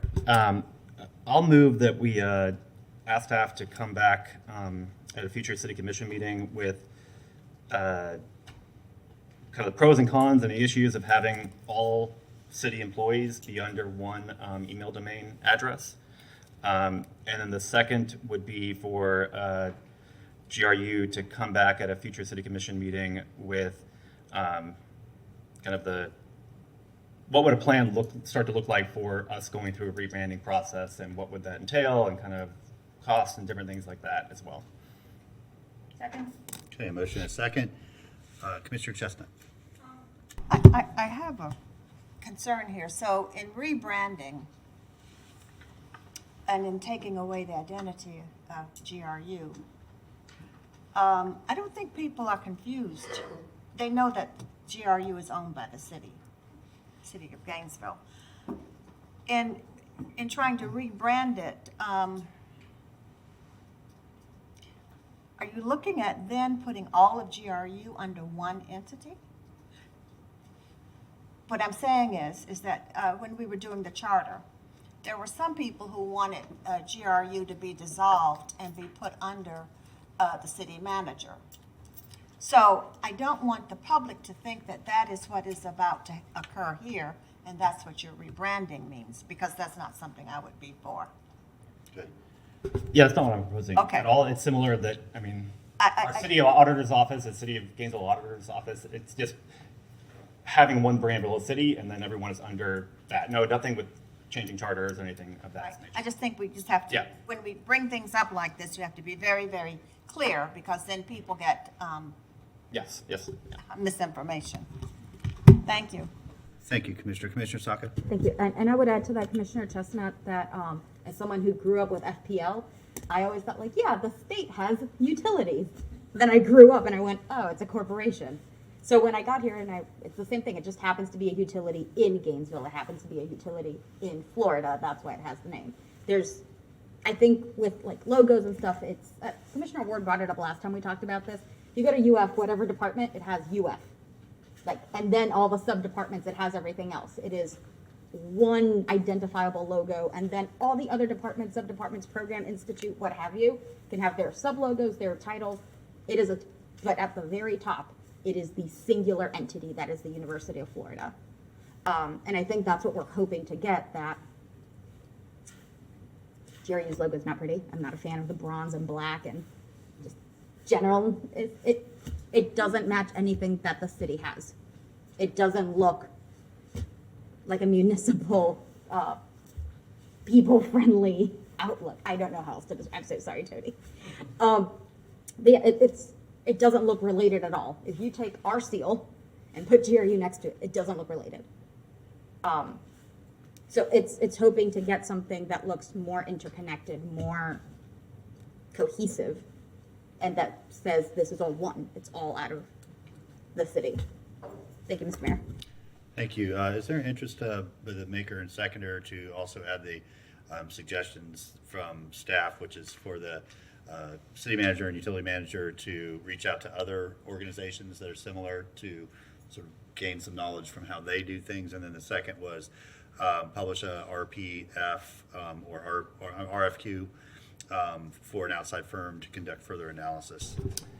I'd be happy to. I don't think there's any other city that has the same charter as we do, but yes, I'm happy to add those to the. Yeah, I don't think it's so specific, but just sort of how do you address public communications or Yeah. payroll? Yes, whatever. yeah. Okay, so motion is so amended to include those two staff suggestions as well. Yeah, Tony. Yeah, Mr. Mayor, just on the RFQ side of it, of looking for, is that referencing the consolidation of like finance and IT? Is that what you're referencing? Well, I'm referencing your all's document, but I assume that's what it's for. If I might. Yeah. It's exploratory, and it's what works. It's not specific to any area in particular. Is how I interpret it. And I guess what I was coming to address was just the timing of it. Some of that's something we wanted to keep working on. Things we're working on, push that down the road a little bit. There's not a time associated with it, so I mean, there's a two-step process. The first is to reach out and contact other organizations, and I would assume once you learn from there, then you could put together the substance of an RFQ. You know, so yeah. Okay. Anybody signed up to speak to this item, Madam Clerk? Okay. Commissioner Ward. Thank you, Mr. Mayor. Just real briefly, I want to make sure to send the message that I think this is good. And I think we should do this, but I'm not trying to place this in front of the other things that you all are working on. You know, this is sequential. It is something that I think we see as a priority, but it is not get this done right now and all that other stuff can just go away. That is not my intent whatsoever. So, thank you. Commissioner Ariola, Can we split the motion? between, The rebrand? sure. Okay, so we'll vote on that first, which is to explore and bring back to the commission some information on what scope would be for a rebranding effort. All in favor, say aye. Aye. All opposed? No. That motion passes 4-2 with Commissioner Duncan Walker absent, and with Commissioner Chestnut and Ariola in dissent. The balance of the motion, all in favor say aye. Aye. All opposed? Motion passes unanimously with Commissioner Duncan Walker absent. Okay, up next, we have our charter officers' annual performance evaluations and pay increases. So want to thank all of you for getting your evaluations in. And, you know, it's kind of an unusual cycle because we only have 2 charter officers right now that are part of that evaluatory framework. Nonetheless, they both have earned the right to be evaluated and deserve our input. So I'm glad that we were able to finally get this before us. And so, Ms. Gretz, I guess I'll just turn it right over to you. All right, sounds good. Good afternoon, Mayor and Commissioners. My name is Laura Gretz. I'm the Acting HR Director here at the City of Gainesville. As the Mayor mentioned, I'm here today to go through with you the annual performance evaluations for fiscal year 21 for our City Auditor, Ginger Bigby, and our City Clerk, Michelle Gainey. As the Mayor mentioned, our other 4 charters are currently interim, so they do not receive an annual performance evaluation. I will let you know that both Ms. Bigby and Ms. Gainey worked with each of the individual commissioners to go through their evaluations, receive their scores, and also were able to review those scores and acknowledge them. So I did want to make that known to you all today. So what I'd like to do with you all today is kind of go through the scores that each of the charter officers received, make sure you all are in agreement with the overall ratings that they received, and then have a discussion about merit increases based on their performance. In addition, Ms. Gainey, in her role as city clerk, had taken on some additional duties over the past couple of years, and we wanted to have a discussion about an opportunity to possibly adjust her base compensation based on that as well. But I would suggest let's first go through evaluations, and then we can tackle pay after that if you're amenable. Okay, so I'm going to put a document up for the overhead. You can see it. And here's where my OCD comes in, sorry. Okay, so just to orient you a bit to this chart, what you'll see here, I've listed all of the charter officers, even though today we're only discussing the clerk and the auditor. So you'll see for our interim managers, there's an NA across the board. Also for Commissioner Chestnut, no offense to you, of course, but she was not serving in this capacity for fiscal year 21, so she abstained from doing the evaluations. So you'll see for both the auditor here in the first column, for each of the commissioners, it shows what their overall rating was. So they were rating the charters on their goals, and then we have 5 competencies across the board for the charters. So the score that you see here in this box represents the overall score for each of those items. So you can see that listed here. The overall rating for Ms. Bigby was a 4.89, so just shy of a 5. And then for Ms. Gainey, our city clerk, likewise, you can see her scores in this column, and her overall score was a 4.83, so just shy of a 5 as well. So these are the scores. Any questions about those? There are not. Okay. All right, so the other piece of information I provided was around increases. So historically, here at the city, when we do performance evaluations for the charter officers, we typically follow we typically follow whatever increase has been budgeted for our MAPS employees, so our managerial and professional employees. Typically, that follows the charter. So for fiscal year 21, that was a 2.5% increase. And what I've provided before you here is a spreadsheet that shows you what their base salary currently is, and then if a 2.5% increase is applied based on their performance, you can see their new annual salary. And then this side just talks about, let me scoot this over, shows you what their actual merit increase would be in dollars. And this would be retroactive to January 10th of this year, which was when we had implemented pay increases for the rest of the employees. Questions about that? Commissioner Santos? We have to make a motion on that. Okay, before I'll come back to you for a motion. There's another couple things I want to mention as well. Commissioner Ariola? Yes, thank you, Mr. Mayor, and thank you for getting this in front of the commission. I'm very pleased with the work of our two permanent charter officers ever since the interview process up until now, with the additional work that we've given your offices and with the professionalism that you've handled the job. I'm very grateful for that. And I want to just go ahead and reiterate, we had this discussion at a point last year that with the additional job functions of the city clerk, I would like to offer, in addition to the merit increase, I would like to offer an additional 10% salary increase on top of the merit. Okay. Commissioner Ward?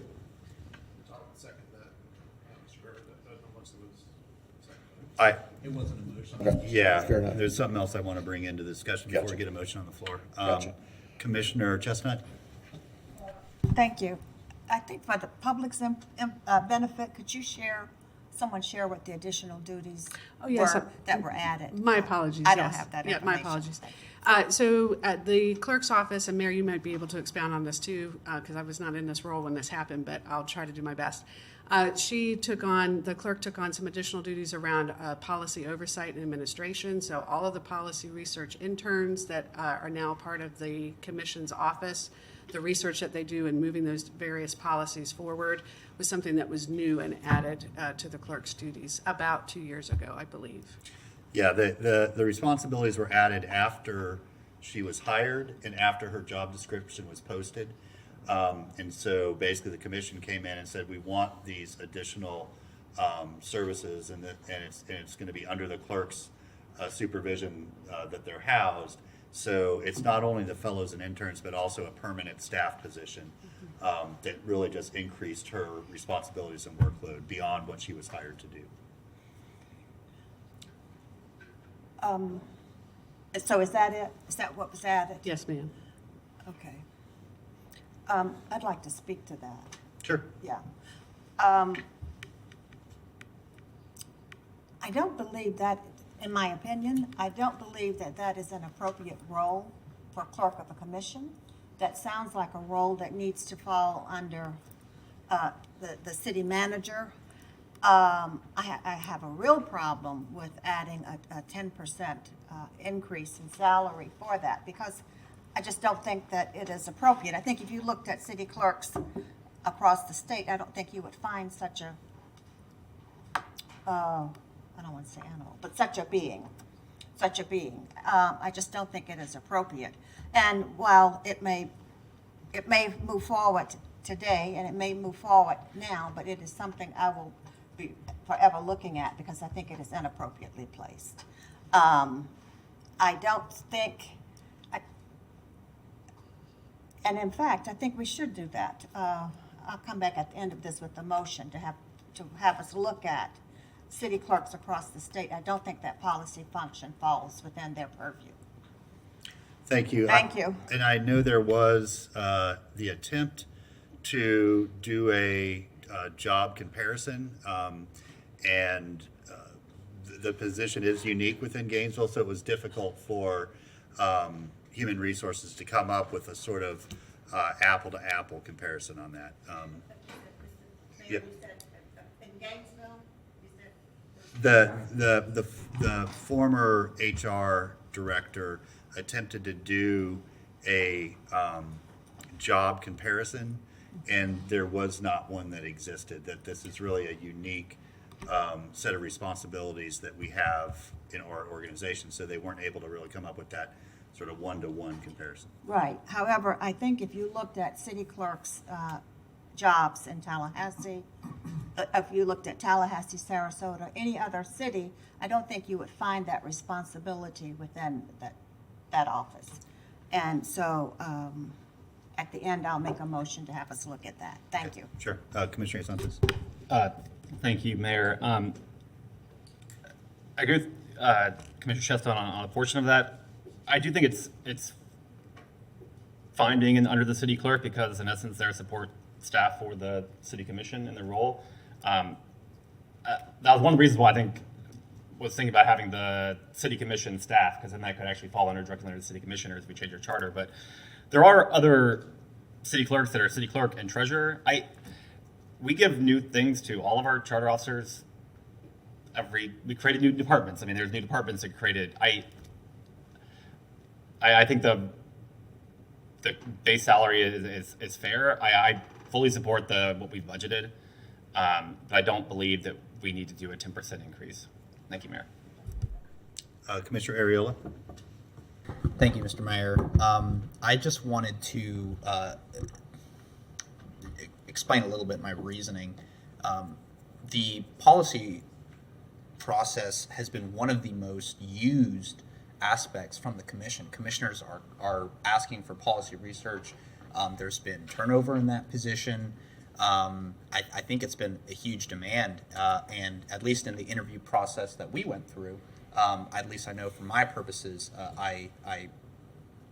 that was an aspect of the job that I really wanted to include because the city clerk is the charter office that is closest with the commission. We share the same floor, we share the same offices, we share the same staff, so it made the most sense in that regard. The other thing is that, when we went through our total reward study years ago at this point, it was difficult to find comparisons with our charter officers for the city of Gainesville because every city does it so differently. Whether you're in a strong mayor form of government, whether you're in the city manager form of government, depending on how many charters there are. And in the initial study that we saw, our city clerk is underpaid. And so compared to other cities in the region, I feel as though we have to get this position up to a midpoint, and it's not just this position. This is a conversation that we're having across the organizations about pay at the city of Gainesville and making sure that we're being competitive to retain good talent. I understand that right now there's sort of a national difficulty with retention and vacancies and things of that nature. But I think that things like salary and increasing pay, particularly for doing a great job, is something that I think that we should consider. So I would like to go ahead and make that motion now, Mr. Mayor, to accept the merit increases and to add an additional 10% to the base salary of the clerk. Motion is second to approve the merit increases as well as 10% in base for the clerk. Commissioner Chestnut, back to you. Well, of course, I can't vote on the motion, correct? You can vote. Oh, I can. Oh, okay. I Yeah, thought no. You're still a member of this body. Okay, thank you. You didn't do evaluations because you weren't here during the evaluatory. Oh, okay. No, for folks watching, because this is we'll get emails. Thank you. This is for the last fiscal year. This evaluatory period was for the last fiscal year, which of course Commissioner Chestnut was not here for. So that's why you were not asked to do evaluations of the charters for that period. But you absolutely are part of this body now, and so any decision we make about compensation or anything else, you will be asked to put forward. Okay, thank you. So, all right, so let me go to my point then. Thank you very much. Now, on the policy office, albeit I've only been here 2 months, now I've only seen 2 reports. You all may have received others.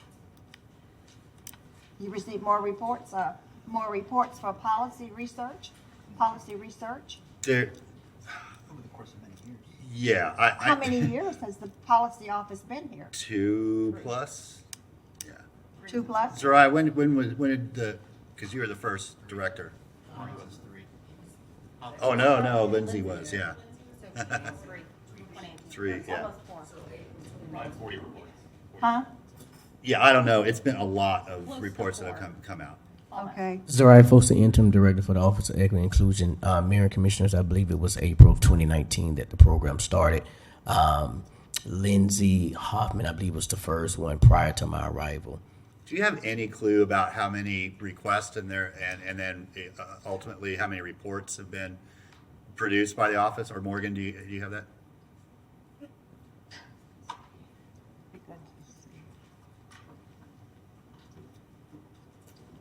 Hi, Morgan Spicer, Interim Policy Oversight Administrator. I don't have an exact number, upwards of 80 roughly, but I don't have the exact number in front of me. But there have been several dozen.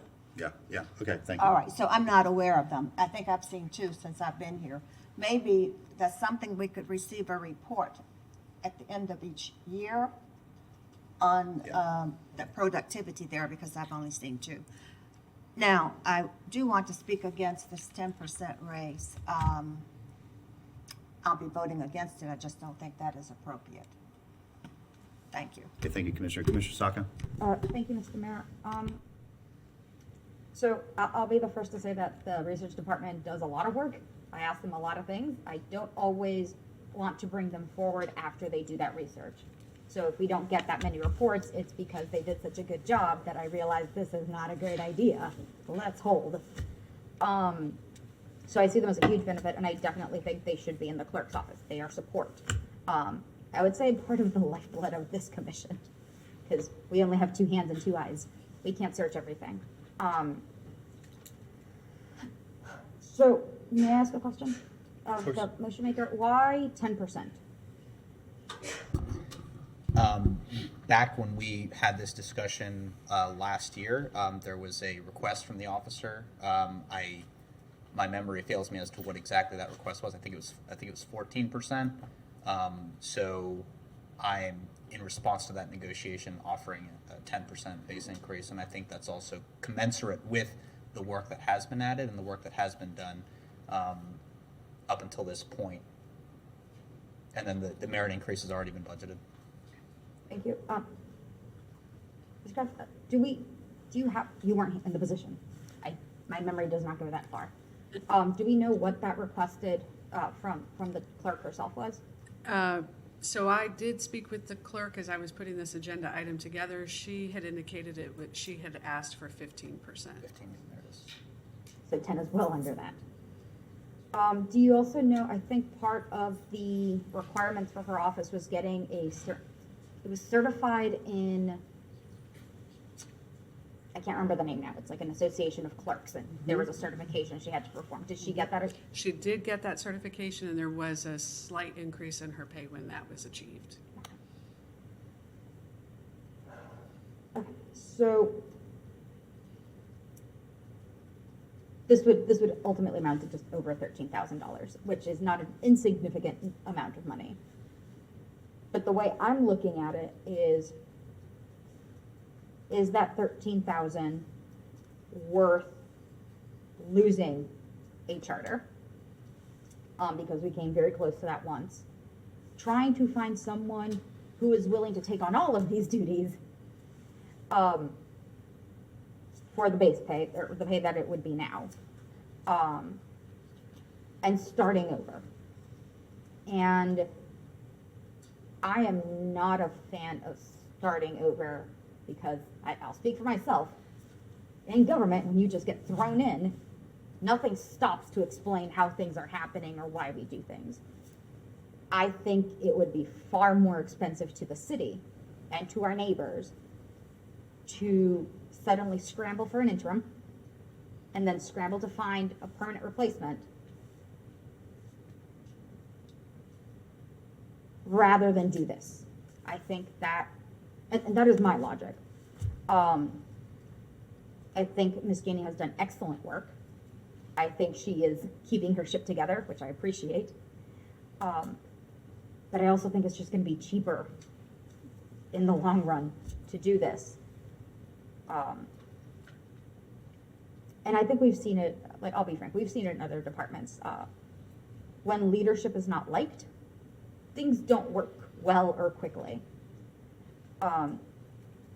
Ms. Gainey is a good leader of her team. I will be in favor of the 10% for that reason. Thank you, Mr. Mayor. Thank you.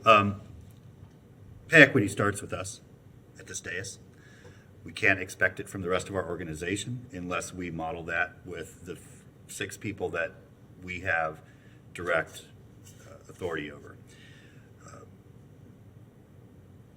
This body, not these necessarily people in these seats, but this body decided it was important for us to do the work that our neighbors demand of us, that we had more direct support. So in doing so, we went through a long process, and where we landed was the policy research position.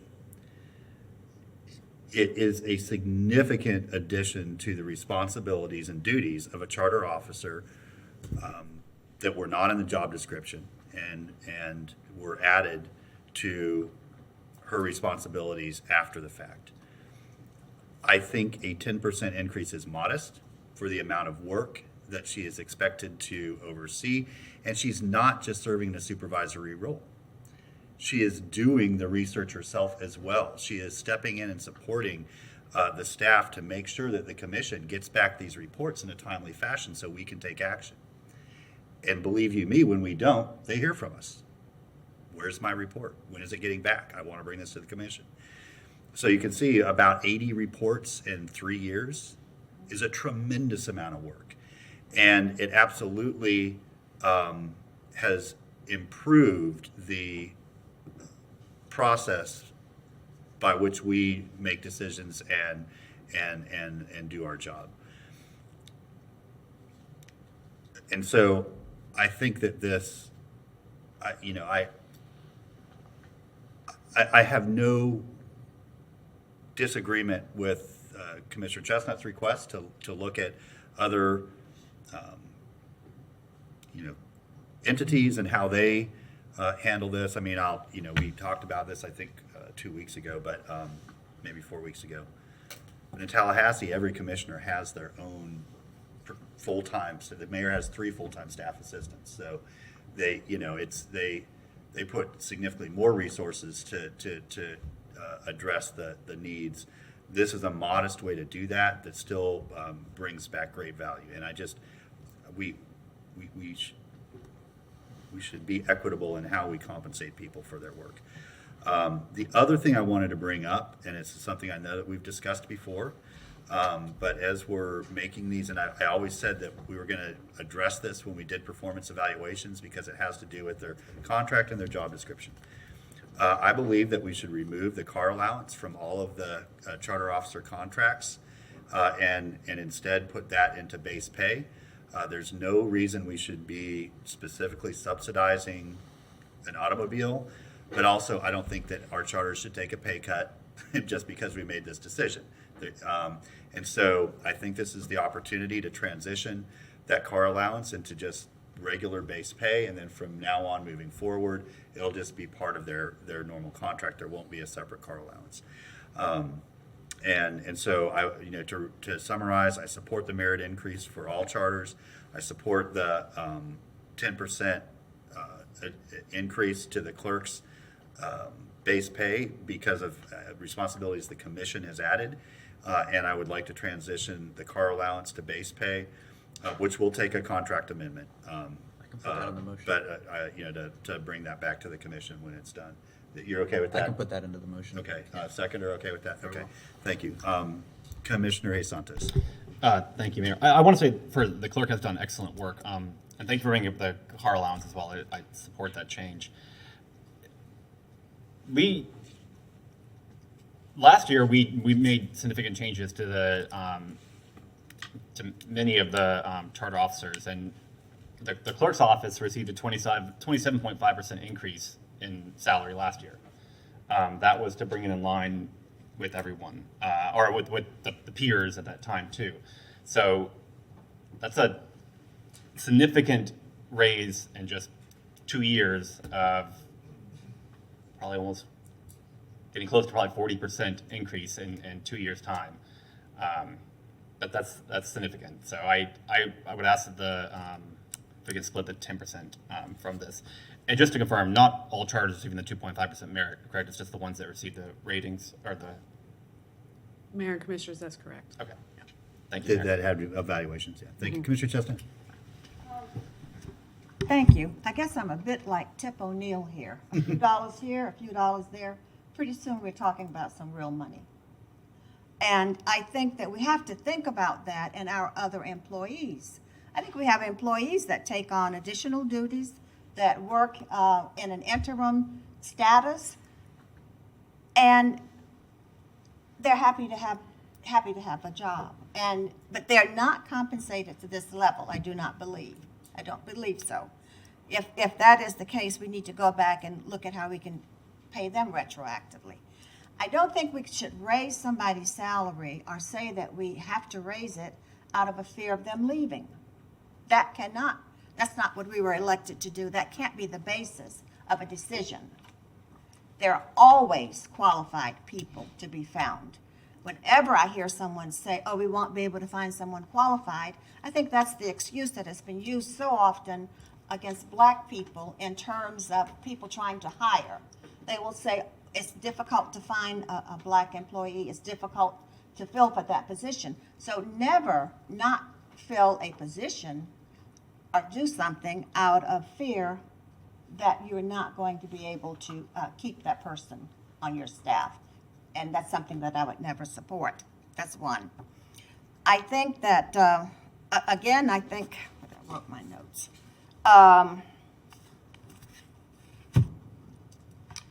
I think that 10% is excessive. I think a 27% raise is excessive. I think you have to, which was last year, you have to start thinking about what is the recurring cost, what is this costing the public, and how people are out here struggling, and we're up here talking about giving a raise of this nature because you think somebody will leave. I don't think we should operate on that level. Not at all. Thank you. Thank you. And just a couple real just quick points of clarification that the salary adjustments were in response to the total reward study that did look at comparisons with other similar positions across the state. It wasn't arbitrary. In other words, it was based on a set of factual data that the Human Resources Department was able to collect, actually with our consultants' help as well, to bring it into the midpoint. And we did that same thing for all of our employees, and we've been in a process over the last several years to try to bring our employees, all of them, up to what that total reward study indicated we should. Now, it wasn't a perfect process, and nobody would say it was, but it was more data-driven than anything we'd had before. Commissioner Sacco? Thank you, Mr. Mayor. I don't think that we won't find qualified people. I don't think we'll find qualified people who are willing to take government pay, which, correct me if I'm wrong here, government pay pales in comparison to private pay. Depending on the position, yes, that's correct. So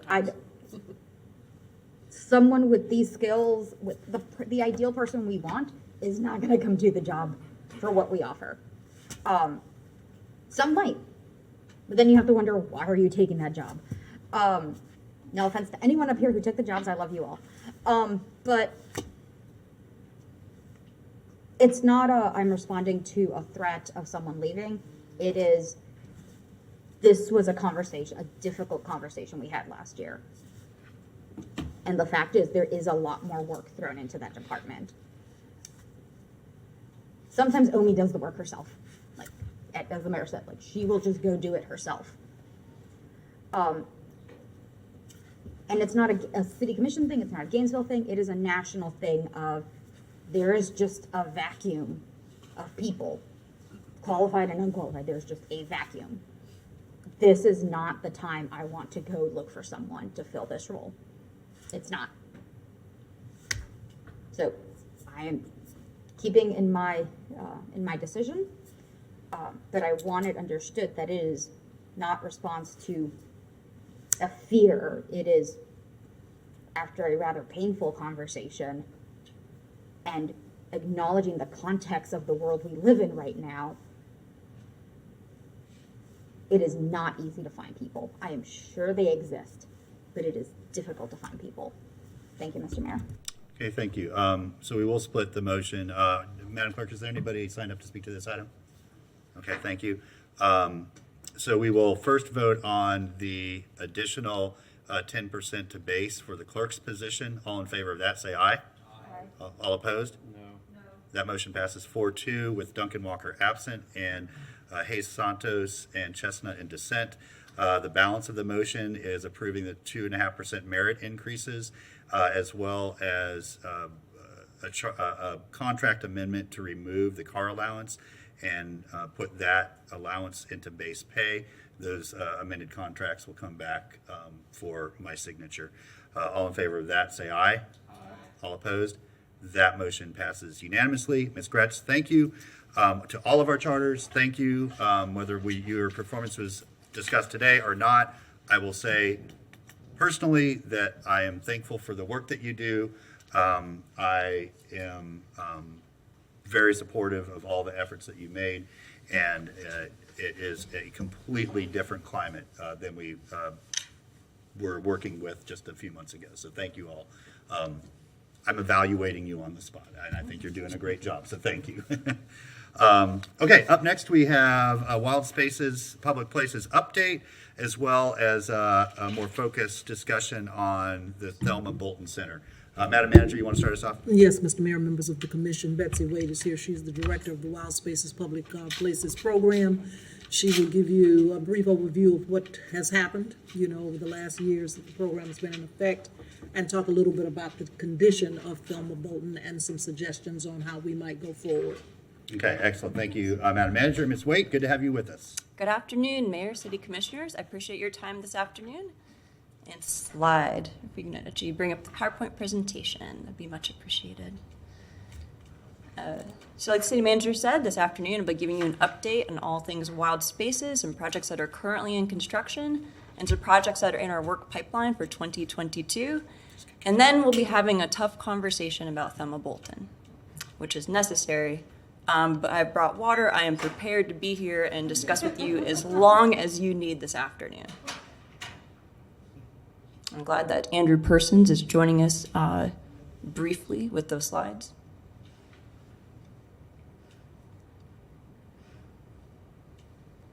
Oh, can we get the first PowerPoint presentation?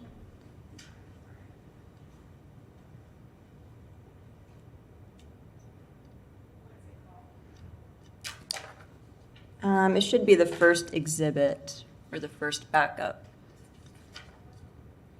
Sure.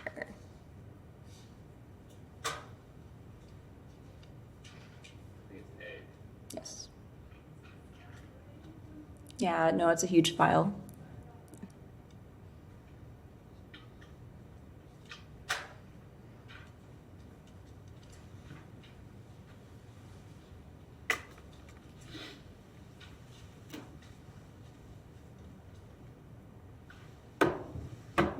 Well, I guess before we have the slide deck, I can just start speaking. So the first project that's currently in construction that I want to touch on this afternoon is our Clarence R. Kelly Community Center and Park project. So we're excited for this project to be wrapping up just in the next few weeks.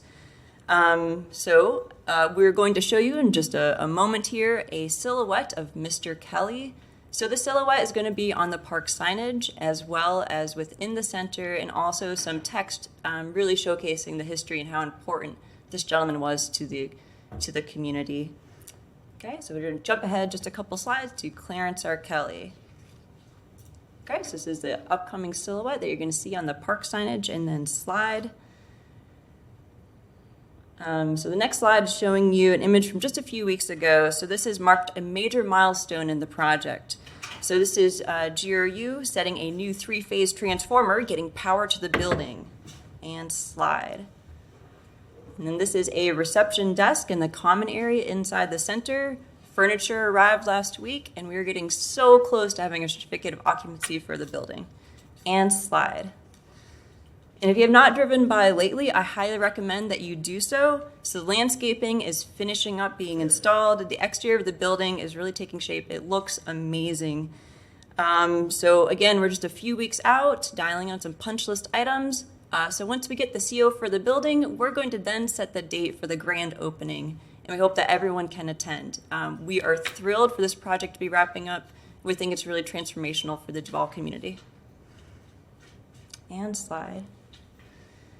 Okay, so our next largest project, so this is a 1.5 million project at H. Spurgeon Cherry or West Side Pool. So it's currently in construction, and this is a rendering of the future exterior of the building. And slide.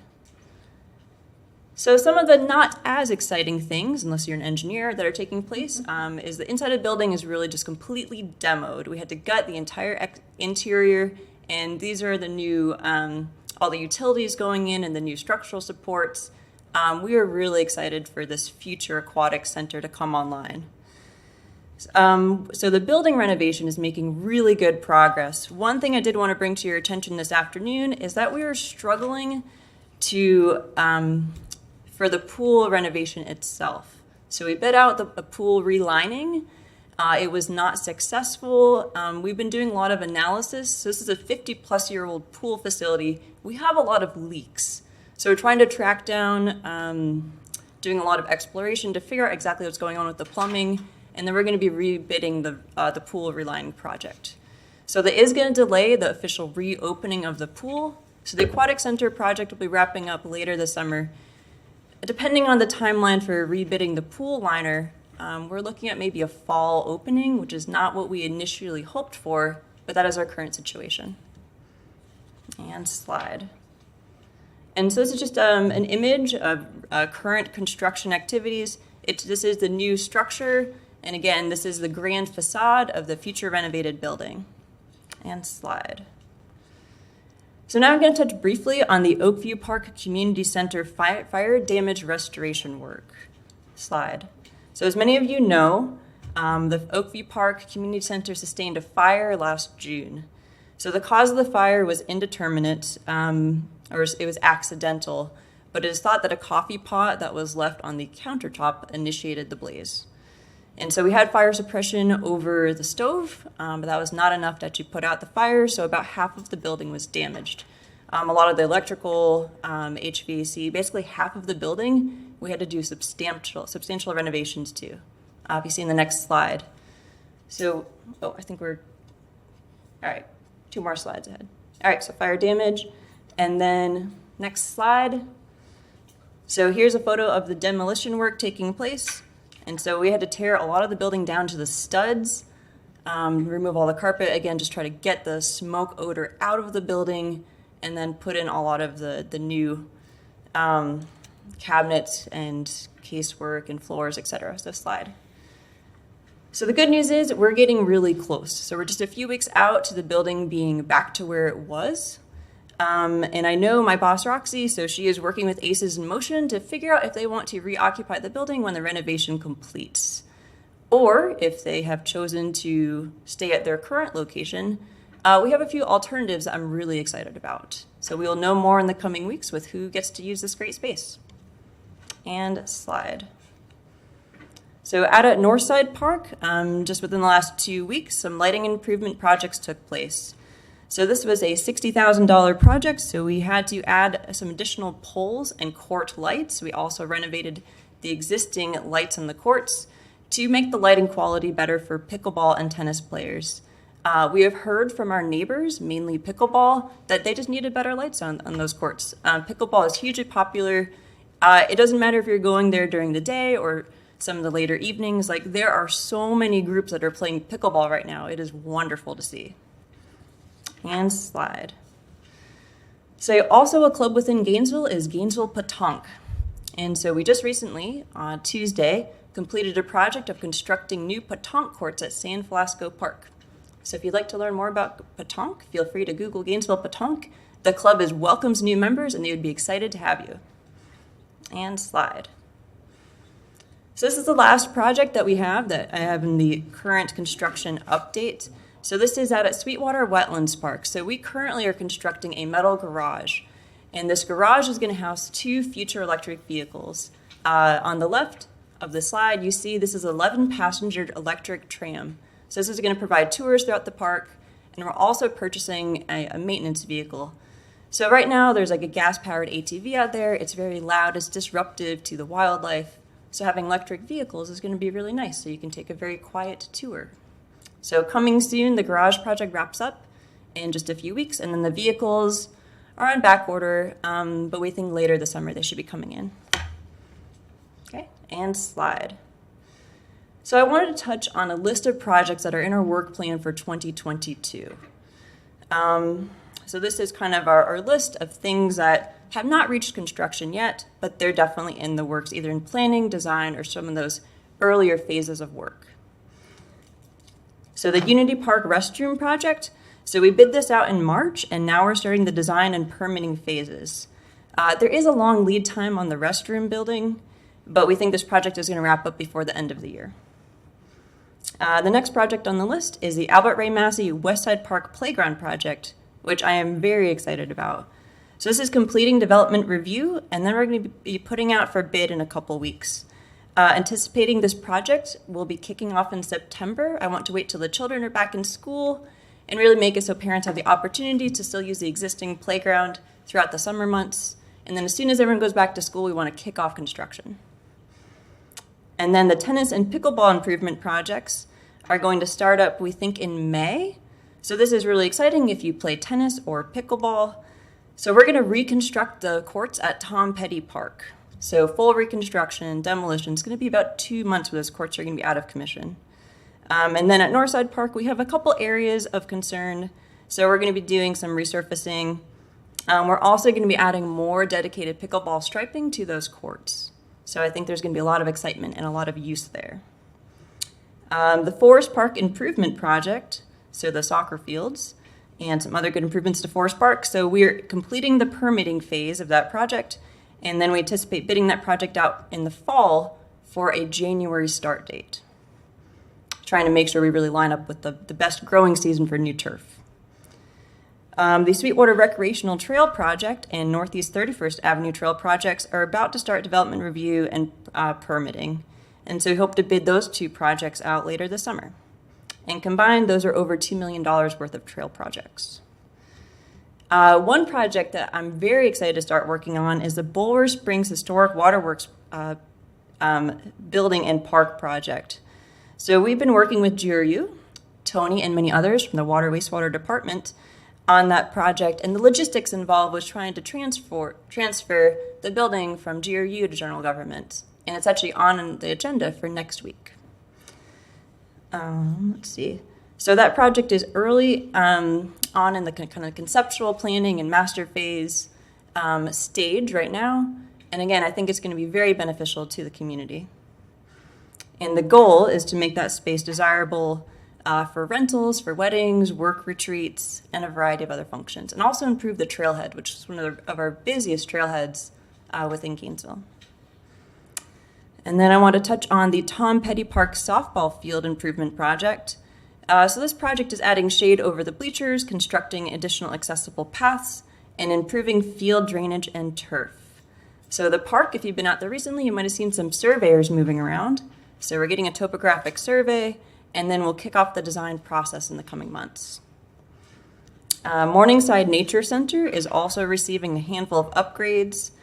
So we recently completed an electrical upgrade project. We also have some smaller plumbing projects, and then some re-roofing projects as well. And later this year, we want to start work on the design of a park and field lighting project. So we're going to be evaluating the existing condition and useful life of our existing field lights and evaluating where we can add lights and then what we can upgrade. I know today, I think we have a few people in the audience who are going to speak to their desire to add lights at Possum Creek Skate Park. Per our master plan, PRCA's master plan, our priority is to add field lights for multi-purpose fields. That's our number one demand that we feel like is not being met within the city of Gainesville. But with that being said, there's definitely opportunities to add lighting at other locations as well, if you so desire and want to increase the budget. Another project we're thinking about, or we will be starting soon, is adding a replacement playground and some additional trails at Duval Park. And then I wanted to mention, last but not least, that we're going to be doing an update to the Parks, Recreation, and Cultural Affairs Master Plan this summer and fall. So this process is going to help shape our future project priorities. So I just pushed a lot of information at you, so I'm going to pause and see what questions you have. Okay, thank you. Commissioner Chestnut. Thank you, Mr. Mayor. So this list that we have before us now, the master plan list, are these all of the projects that were funded in the last Wild Spaces Public Places infrastructure tax from the ballot? Is this what was funded Yes, by the ma'am. last round? So these are projects that are currently funded that we have within our 2022 work plan. Okay, that's not what I'm asking. Nope. Okay, what I'd like to know, Mr. Mayor, is what projects did we fund or have we funded from Wild Spaces Public Places? All these, yeah. And is this everything that has been funded? That's what I'm asking, because then that is a list I'd like to see. No, so this is, correct me if I misspeak Yeah. here, Ms. Wade. These are projects that have been funded through Wild Spaces that are currently under construction or development. It does not include all the projects we've already completed that were also funded by that. Correct. If you'd like a complete list of all the projects we've done since that tax came on, we can get that for you. I would. Yeah, I think the absolutely. public would like to see that. Oh, absolutely. On the city's web pages within the Wild Spaces, we have an ongoing list of all completed projects with budgets, with just short blurbs and updates, and we have photo albums that are tagged, and you can read all of our communications that we've pushed out to date. Thank you. If I Mr. might, Mayor. I'm sorry. Yeah, in preparation for the next tax, I think we need to make it as easy as possible for people to see a list. Yes. And they may not want to go to a website and go through a whole list, but it needs to be a document that is readily available. Yeah. Okay. Because I've never seen that. Good, good. Yes, we can certainly do that. Madam Manager? Yeah, I was going to say, as we were briefing for this meeting, I had asked Ms. Wade and Mr. Mann to go back to 2017 and then bring it forward with all of the projects, whether they've been completed, what the budgets were, so that we can kind of know where we stand today. Good, okay. So she's prepared to do that. Okay, very good. Yep. Great, thanks, Ms. Wade. I'm sorry, Commissioner Ward? Thank you, Mr. Mayor. And this also doesn't include everything that was on the original list that we just haven't got to yet. And that is going to be a rolling list. The desires of the community are always going to be longer than what's fundable.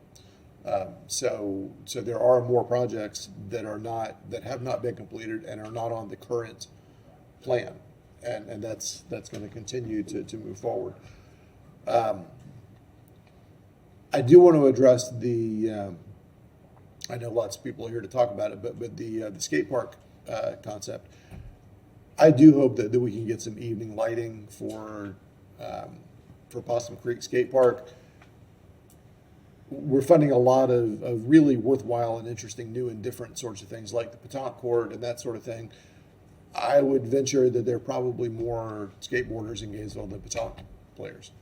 Petanque is very useful. I'm glad we're doing it. I'm glad that it's booming, and I want to serve everybody.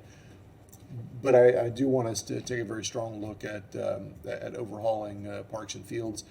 And further, as we go into the next potential iteration of Wild Spaces, my hope is that we can add a few skate features at a variety of parks.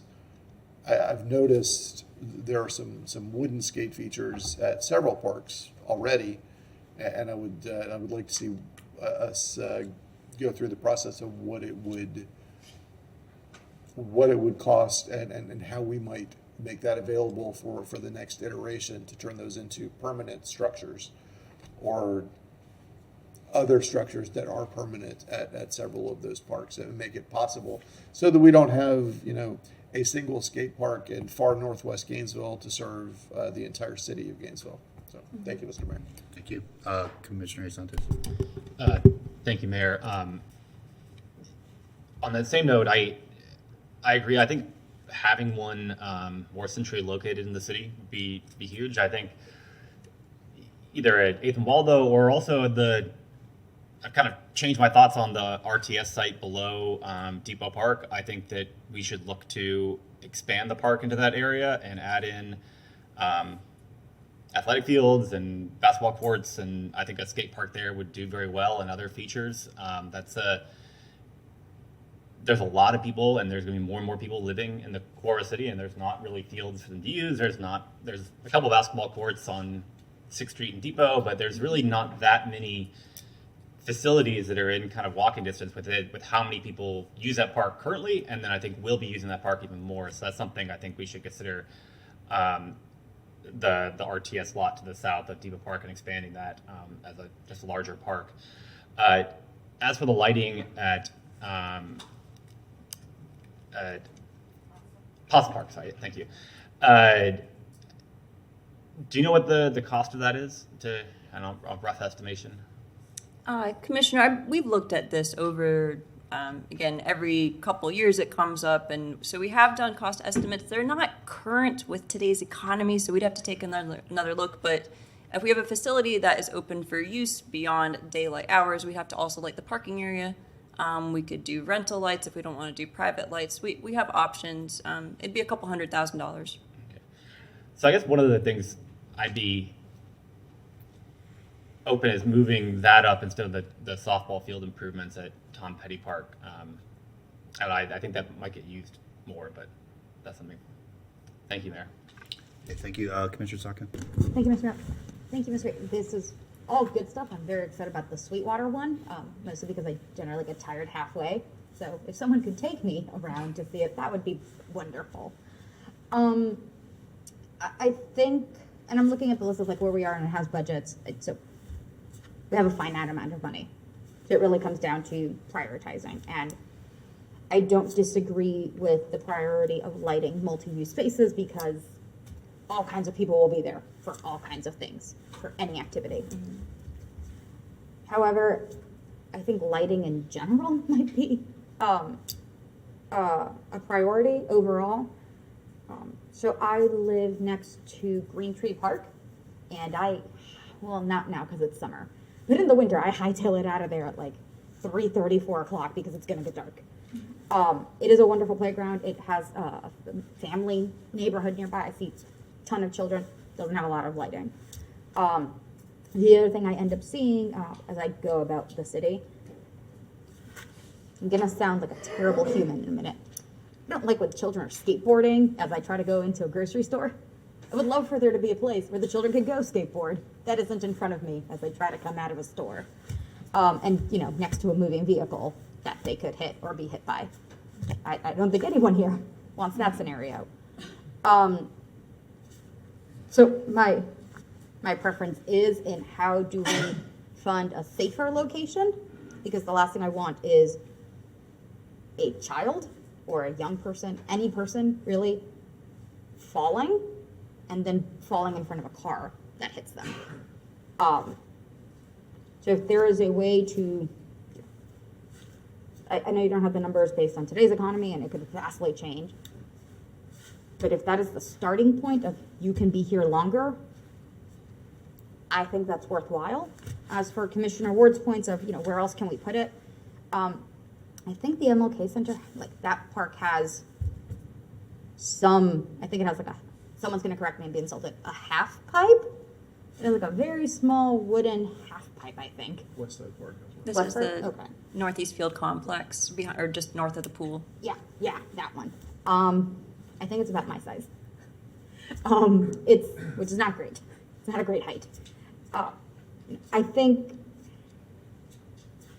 we want to encourage everyone in our community to have somewhere to go. Not everyone is coordinated in the same way. Some people are not coordinated at all. So I want this to be a space where folks can come out and do it. I'm not saying build a whole skate park, but it has to be slightly more than what it is. And that is a priority I would hope for the future. And my preference right now would be lighting the one that we have properly. So I would, I think it'd be a matter of, I don't want to pick just one project because you're in multiple steps of them. You're at multiple phases. So I think I'd rather leave it up to staff, to you, to figure out which one is still in phase one or not quite yet started, and bring those back to us as options. I don't want to do it today. We don't know the exact numbers. You don't know the exact numbers. But what I would like to see is say, these are the ones that are like about to be started. We can pause on those. This is the money. This is how much they cost. This is how much lighting would cost. What do you want to do? And I think having that visual for everyone here to make an informed decision and not an off the cuff, take off the 7th and fund this that we don't know the cost of.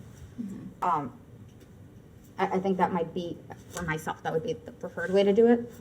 And that way we can still have your recommendation and insight on what projects we can pause, what projects, it's like we've already contracted everything, we can't stop here. And I think that would give a better opportunity to decide. Yeah, definitely, I am in favor of the lighting in future, hopefully in the next 10 years of tax, of the surtax. We could fund, expansion of those services, but I'd rather shore up and make sure the one we have is good. Thank you, Mr. Mayor. Thank you. The current wild spaces tax goes through 24, right? We collect through 24? That is correct, Mr. Mayor. Right. So,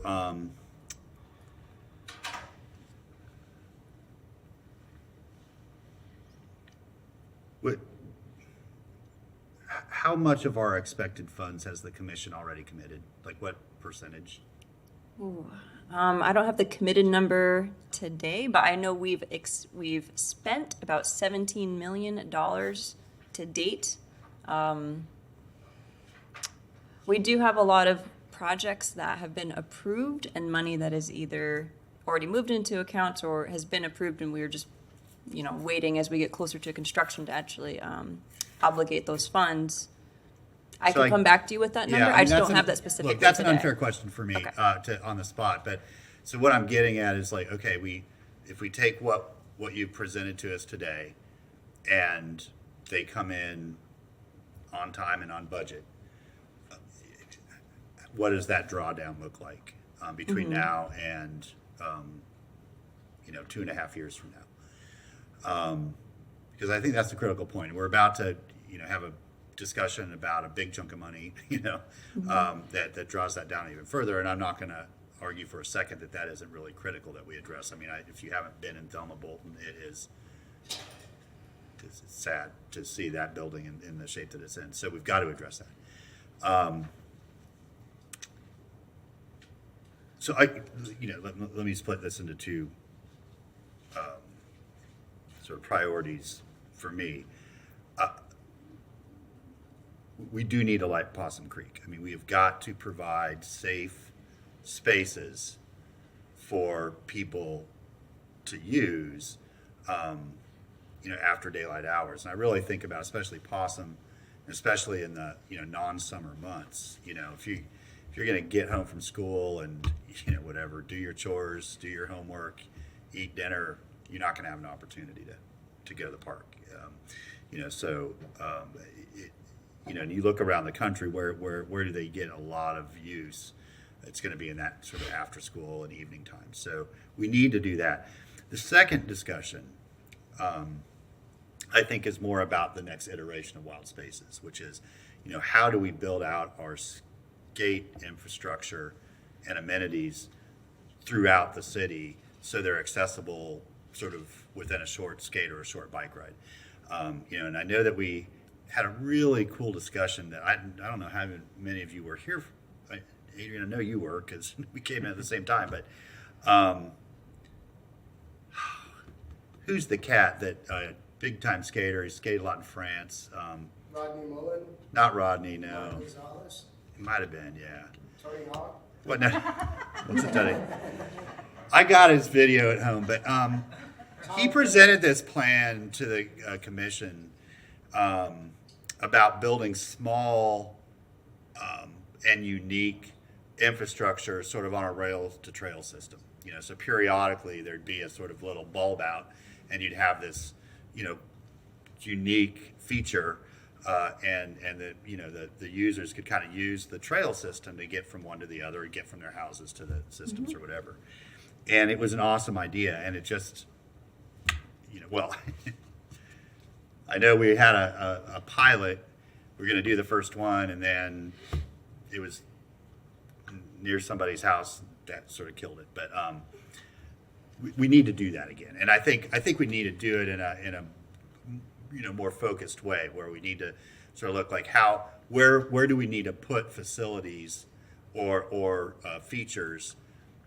So regardless of where you're in the city, you have pretty close access to that. Sort of the 15-minute walk goal for parks anyway, but it's a little different if you're on a skateboard. 15 minutes is more distance, right? So,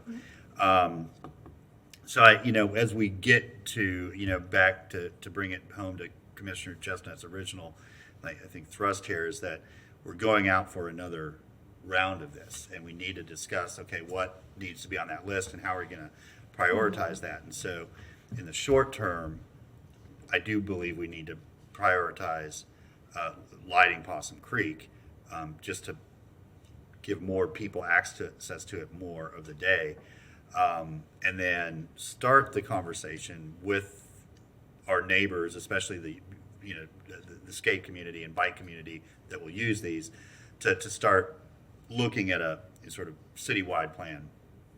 We could even include a countywide plan of, where does it make sense to put what. So there's lots of opportunities, and that's going to take work. I mean, that's going to be a long engagement process. So, we don't normally do this, but I know a couple of you are here for the Possum Creek issue. I don't know why the rest of you are here, if it's for that issue or something else on Wild Spaces. But we're going to talk about Thelma Bolton next. And so if you're here for anything but Thelma Bolton, I'm happy to open up public comment at this time so we can kind of do it while it's fresh. And then if you're here for Thelma Bolton, we'll come back to that in a moment. So Madam Clerk, I know that you have some folks signed up for this. Perfect timing. You're getting time for it. I should be. I've always said meetings go long not because of public comment, because of commission comment. I believe the individual we have signed up is Billy Rohan.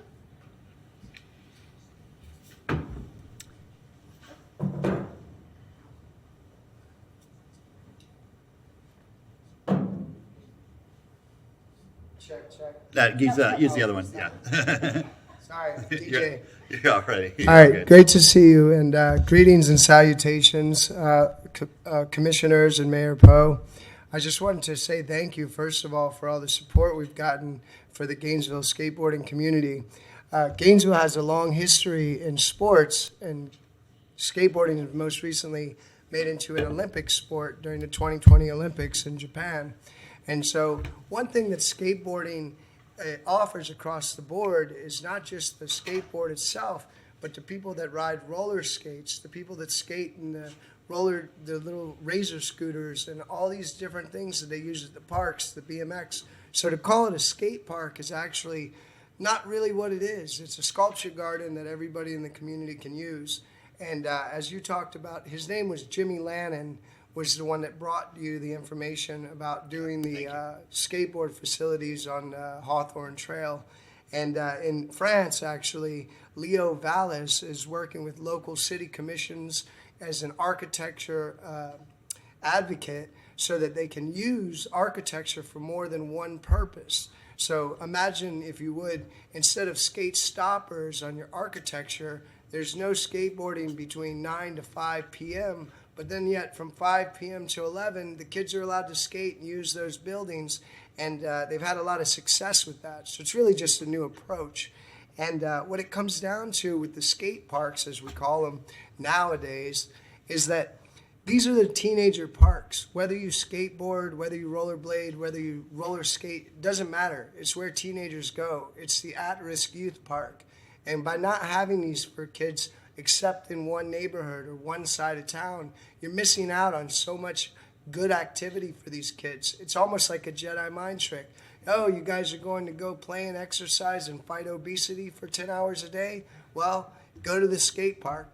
I grew up here in Gainesville, Florida. My elementary school was in Duval. I went to Duval Elementary School. And during that time, we'd go through the neighborhood. We'd meet with the kids and skate on the basketball courts. All different kids, black, white, didn't matter. Once you got the skateboard, it was hard to do and it was fun. And it's nice to hear that Wild Spaces Public Places is doing something over there in the northeast side of town, which needs a lot more focus. You don't need a lot, actually, to bring something about where these kids can have fun. And the most important thing to stick on topic is the Possum Creek is a great skate park. Having lights there, whether you're 15 years old or 35 years old, gives you somewhere to go at 5 o'clock in the winter when it's already dark. And so for a lot of these kids, it's a privilege. You do well in school, your parents are going to let you go to the skate park. We need those around town. We have people from New York City that want to come down here and experience Gainesville in the winter because it's a great town. It's the Geneva, Switzerland of America. So thank you. Thank you, Mr. Rohan, and thanks just for your ongoing advocacy. Really appreciate it. Thanks for hanging out with us today. Madam Clerk. Next, Erica Ramirez. And, ma'am, I'm being presumptuous here, but I saw you come in with a skateboard, so if you want to speak to this issue, just fill out one of those little forms right there and we'll get you in the queue. Thanks. Welcome. Hi, my name is Erica Ramirez. I am a member of the local Community in Bowls chapter, as well as a Gainesville Roller Rebels skater. I am here to express my favor to have lights at Possum Creek. Possum Creek is one of 2 skate parks in town, and neither are able to be used safely once the sun starts to set. Over the summer, we may have more time in the day to skate, but the heat index is well into the hundreds for a good portion of the day. If you're not someone who can withstand the heat, it limits your time to skate to the early hours of the day or just 2 to 3 hours before the sun starts to go down. Over the winter, the temperature may be bearable, but your time is greatly limited. If you're in school or you have a job that is where the hours are primarily during the day, it limits your skating time to a mere 1 to 2 hours. Having lights at Possum would mean having a place to skate year-round that isn't affected by how light it is outside. Thank you. Thank you, Ms. Gonzalez. And if you don't mind sharing, what's your roller rebel name? Are you allowed to say it here? I am able to say it here. It is Mommy Longlegs. Those are my favorite part. I love all the alter egos. It's the best. Well, thank you for your comments. Do you want to speak? I don't want to speak, but I have comments. Oh, okay. That's great. I do have one more person. Oh, yeah, go ahead. First, Go ahead. Penny Weber. Or Weber, I'm sorry. Welcome, Ms. Weber. Hi, Penny Weber, and I'm here as speaking for the passive parks. Most of what's on here are active parks, and my son skateboarded, so that's wonderful and everything. But I'm with Friends of Nature Parks and have been with it forever. And just a few weeks ago, our group took 126 kids from Wiles Elementary, and we sponsored for them to go out there and kind of immerse in the park for 3 hours. Now, the schools used to do this back in the 4th grade, so we're picking it up and paying for it. But as I watched the kids, and since I've retired, I finally got to see a program, and we have them write poetry about it so they truly pay attention. But that building out there is the same building that my kids went to in the early 90s. For us to really do a good job, and I heard the last speaker talk about the heat, up here it says improvements of Morningside. Morningside is a huge park. It was one of the first parks, and the can has been kicked down the road since I voted for Wild Spaces, back when it first came in. And It's got potential if we don't teach young people to understand and appreciate conservation. And you can't do that by just walking in Loblolly, and you can't do that by walking in Ring. But what your city staff does at Morningside with immersing them in the Timucuan culture, in the Cracker Farm, in the wildlife that they have in the classroom is phenomenal, and these children will never in their life forget this experience. So I want you to put on your radar passive parks. Morningside is the one with a pavilion, with enough bathrooms, with enough trails that we can truly do educational programs out there. But it needs some love. And some of you all heard me say that it needs maintenance, and it bothers me that Wild Spaces in the first round did not include maintenance dollars, and I don't see it including maintenance in the second round, either. So if we're going to build things, we need to be able to maintain them. So that's, just thank you for letting me speak to you. Yeah, appreciate it, yeah. Okay. Very valid points. Thank you, Ms. Weber. Madam Clerk? Okay. I think she's just going to submit her comments in written, if that's correct. Okay. Thank you all. Thanks for sticking with us all day, too. I mean, I think you got to experience some other really cool stuff besides just being advocates for skating, and so that's cool, too. Okay, so let's go back, Ms. Waite, and we'll take up the Thelma Bolton item as well. Okay. So, Mr. Mayor, before we get into Thelma Bolton, do you mind if I just recap on that's great. direction from the General Policy Committee as far as lighting Possum Creek Skate Park? Would you like me to? We'll come back with a motion at the end, I think. Okay. Yeah, Okay. so Sounds good. we'll wrap it all up. All right, and now we're going to have the tough conversation. So this, I'm going to kind of, again, take about probably 10 to 15 minutes of your time. You're going to feel like you're drinking from a fire hydrant. I'm going to give you a lot of information about what's going on at Thelma Bolton. If we can hold our questions till the end of the slides, I think it would be beneficial. I won't call But if on anyone anybody. gets excited, that's okay. I totally understand. All right. I will not allow anybody to get excited, and I will not call on anybody. All right. The floor is yours. And slide. All right, so Thelma Bolton Center's history. So the Thelma Bolton Center was built in 1942 to serve as a USO for servicemen and women from bases around the Gainesville and surrounding area. It was later converted into a multi-purpose facility, and it served a wide variety of events pre-COVID to include dance groups, music recitals, concerts, family and social events, and political swearing-in ceremonies. And slide. So many of you are probably wondering, how did we get from an active USO turned multi-purpose center to our current situation? So in 1999, the city conducted a minor renovation of the facility. 20 years later, so in 2019, the City Facilities Department requested funding for a new roof through the city's Community Investment Program, or CIP. The request was unfunded due to budget constraints. Termites, off and on over the years, also had an impact on the building. So then we get to August of 2019. So the General Policy Committee approved Wild Spaces to move forward with a comprehensive renovation plan for the Thelma Bolton Center. The design kicked off shortly thereafter, and Wild Spaces, so we had planned, again, the comprehensive renovation under two assumptions. So we had planned with the assumptions that the building was structurally sound, and that city facilities would get enough funding through the city's CIP to replace the roof. So it turned out that neither of these assumptions were true. So the Wild Spaces renovation project, we focused on an interior renovation and a small expansion off the backside of the auditorium to add a green room and some updates to the back of the house spaces, the kitchen, the restrooms, etc. So we get to December of 2020. So the renovation plan set is about 60% complete, and staff discovers that there's a structural failure in the auditorium's roof. So the renovation design gets put on hold, and then City Facilities hires a team to shore the building to prevent the roof from actually collapsing, and then they hire a structural engineering team to go in and evaluate the current situation so we can learn in more detail what actually is happening. So we receive a report from the structural engineering firm in November of 2021, and then staff has had internal meetings since then to kind of discuss a path forward. The departure of the previous city manager put this discussion on hold for a few months, and that's why we're here today. And slide. So this is a photo showing you the current situation of Thelma Bolton. If you just walk a few blocks down the road, it's very visual. So I highly encourage you to do so if you have not done that yet. So part of the roof is collapsed. City Facilities is paying a contractor about $5,000 a month to keep the roof shored so it does not collapse. Just want to make you aware of this cost so you know that the conversation is really time sensitive with deciding the future path for the facility.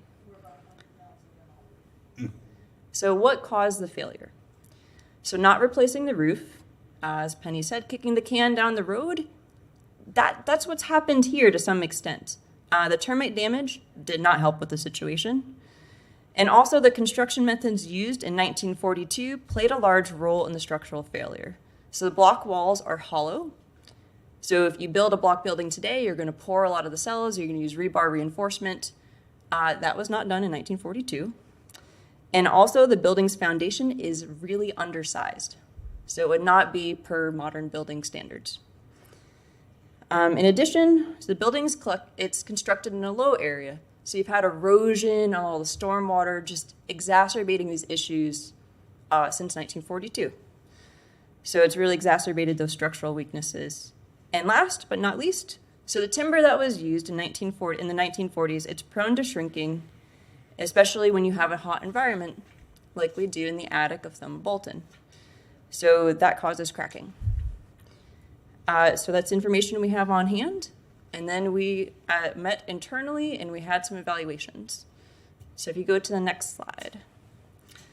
So we took a step back and we thought about the city's strategic plan to see how each option that we discussed, how it would contribute towards achieving the city's goals.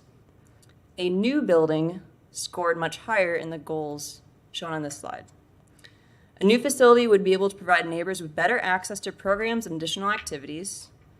The existing building has a lot of limitations, which we're going to get into in the coming slides.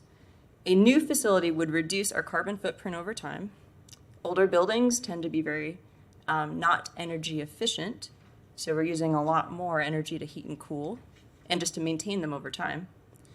A new facility could provide the community with an event space that accommodates a wider variety of groups and bringing them more programming and entertainment. And goal number 5, so a new facility would better serve our neighbors and would be more sustainable over time.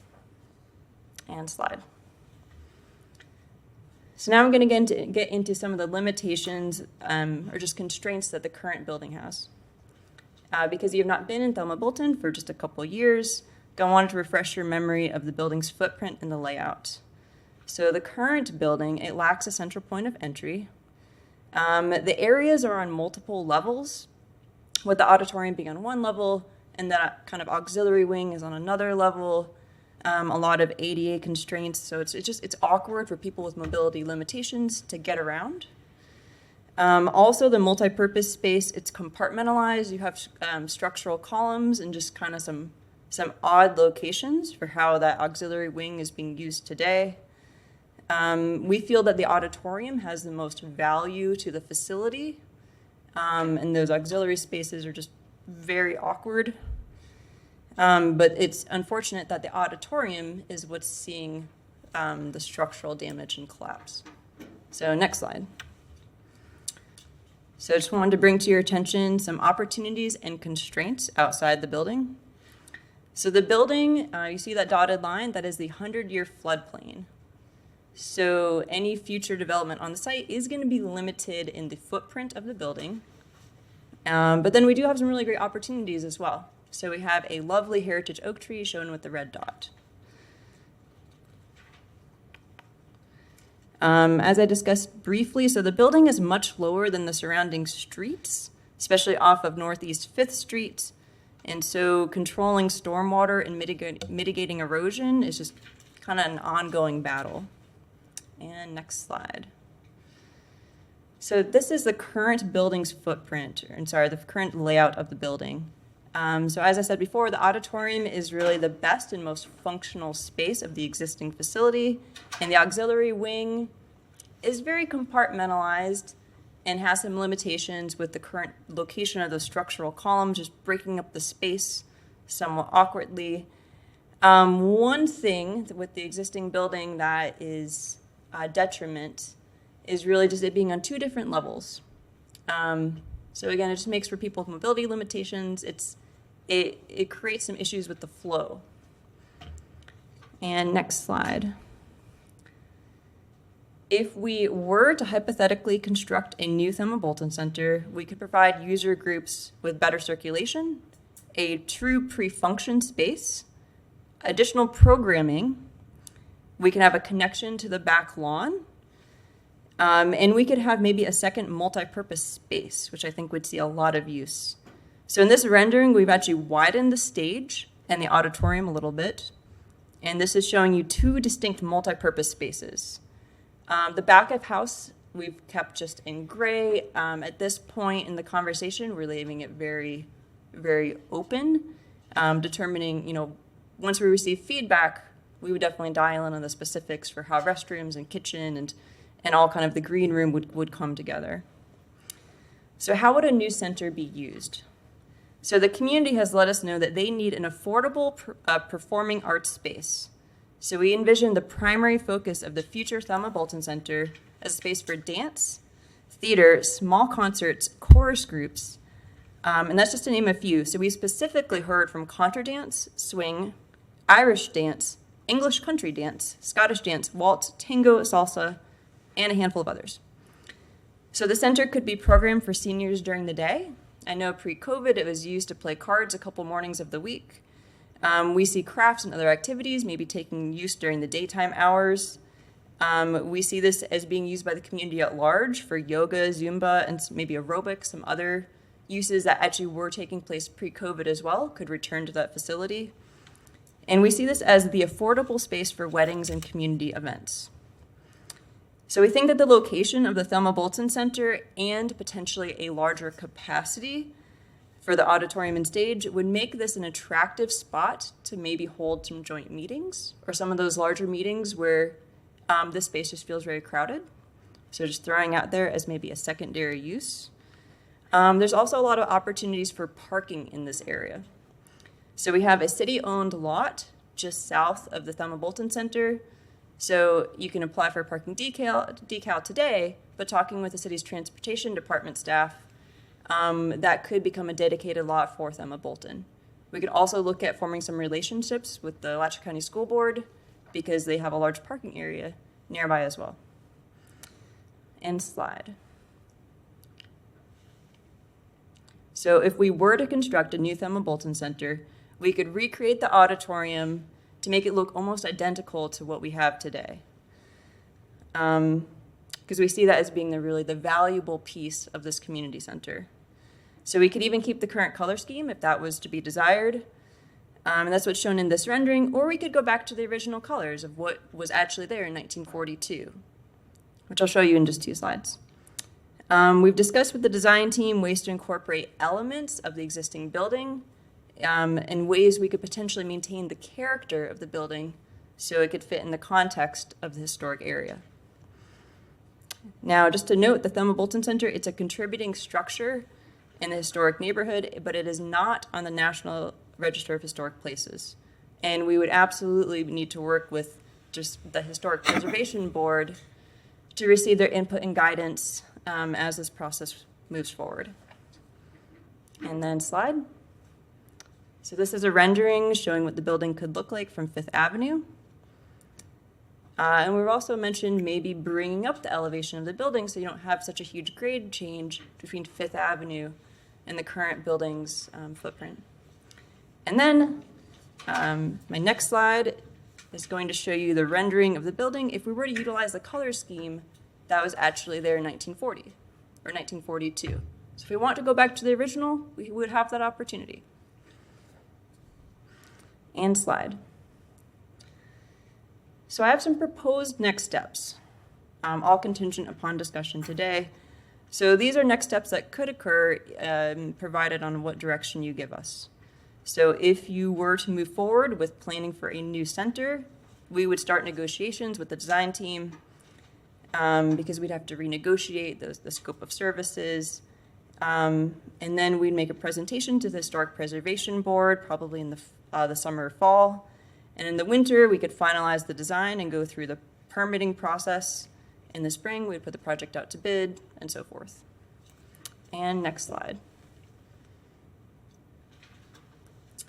So I think there's some funding opportunities that could help bridge the gap between what we currently have budgeted and what we would need for a new building. So I'm recommending that the Thelma Bolton Center become a Wild Spaces partnership project with the county for those joint city-county wild spaces projects. So the estimated cost of a new building, if we keep the square footage or maybe just increase a little bit, we're looking at maybe 2.9 million to 3.2. I use 3 million as just like a nice round number. So I would propose that we make this a partnership project with the county, and then they would reimburse us for half of the building cost. That's just one idea for funding, but obviously there are many other solutions as well. And now I'm going to pause for questions. Okay, thank you, Ms. Waite. I really appreciate the thorough update on that. We have many questions and comments, so let's start with Commissioner Chestnut. Thank you. Now, thank you, Mr. Mayor. Now, what is the cost to replace the roof? Ma'am, that is a great question. We cannot just replace the roof. So all the structural supports holding up the roof have failed, and the building's foundation actually cannot support the roof. So we would. And is that what the contractor, you're paying the $5,000 a month? Is that what he said? So no, we're paying for a contract. So there's shoring inside the building that's actually literally holding the roof up. But again, the walls of the building and the foundation of the building, they're not per modern building standards. So they're not designed to support the load of the roof, and the structural members have actually failed. So the wooden beams have actually split, and now the weight is pushing out the walls of the building. Mr. Mayor, if I might. Yeah, go ahead. What is the recommendation of the consultant that was hired? So in the backup, you'll see a report from the structural engineering, a local structural engineering firm. So they recommend a complete demolition of the auditorium. But not the whole building. Well, they recommend that at a minimum, the auditorium would be demolished, but it's probably more cost effective to demolish the entire building. And we see the auditorium as the piece of the building that has the most value. The auxiliary wing, I don't think brings much value to the community as is. So I think there's a lot of opportunities with the new building that we would not see if we were to keep the auxiliary wing, but then demolish the auditorium. And it would be probably more it would definitely be more cost effective to do all of it.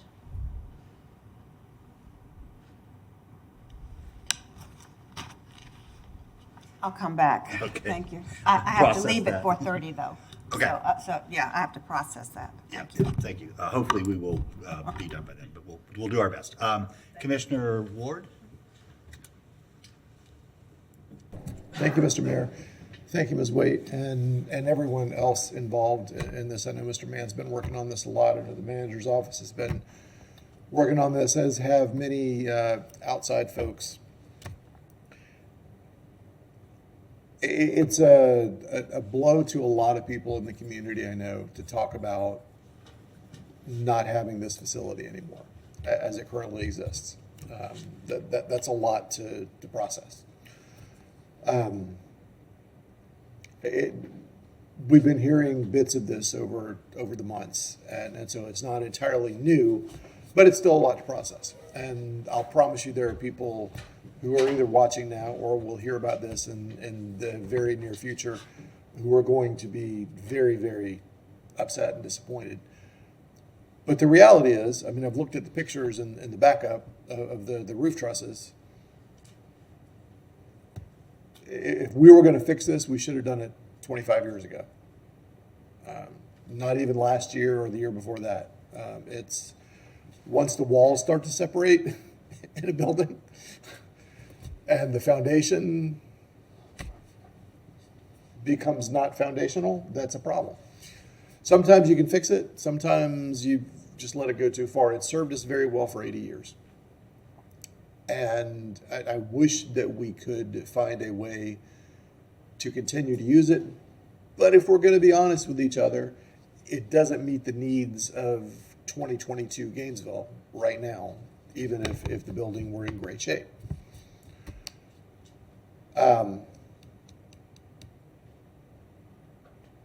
We will certainly be losing the loudest HVAC system in Gainesville.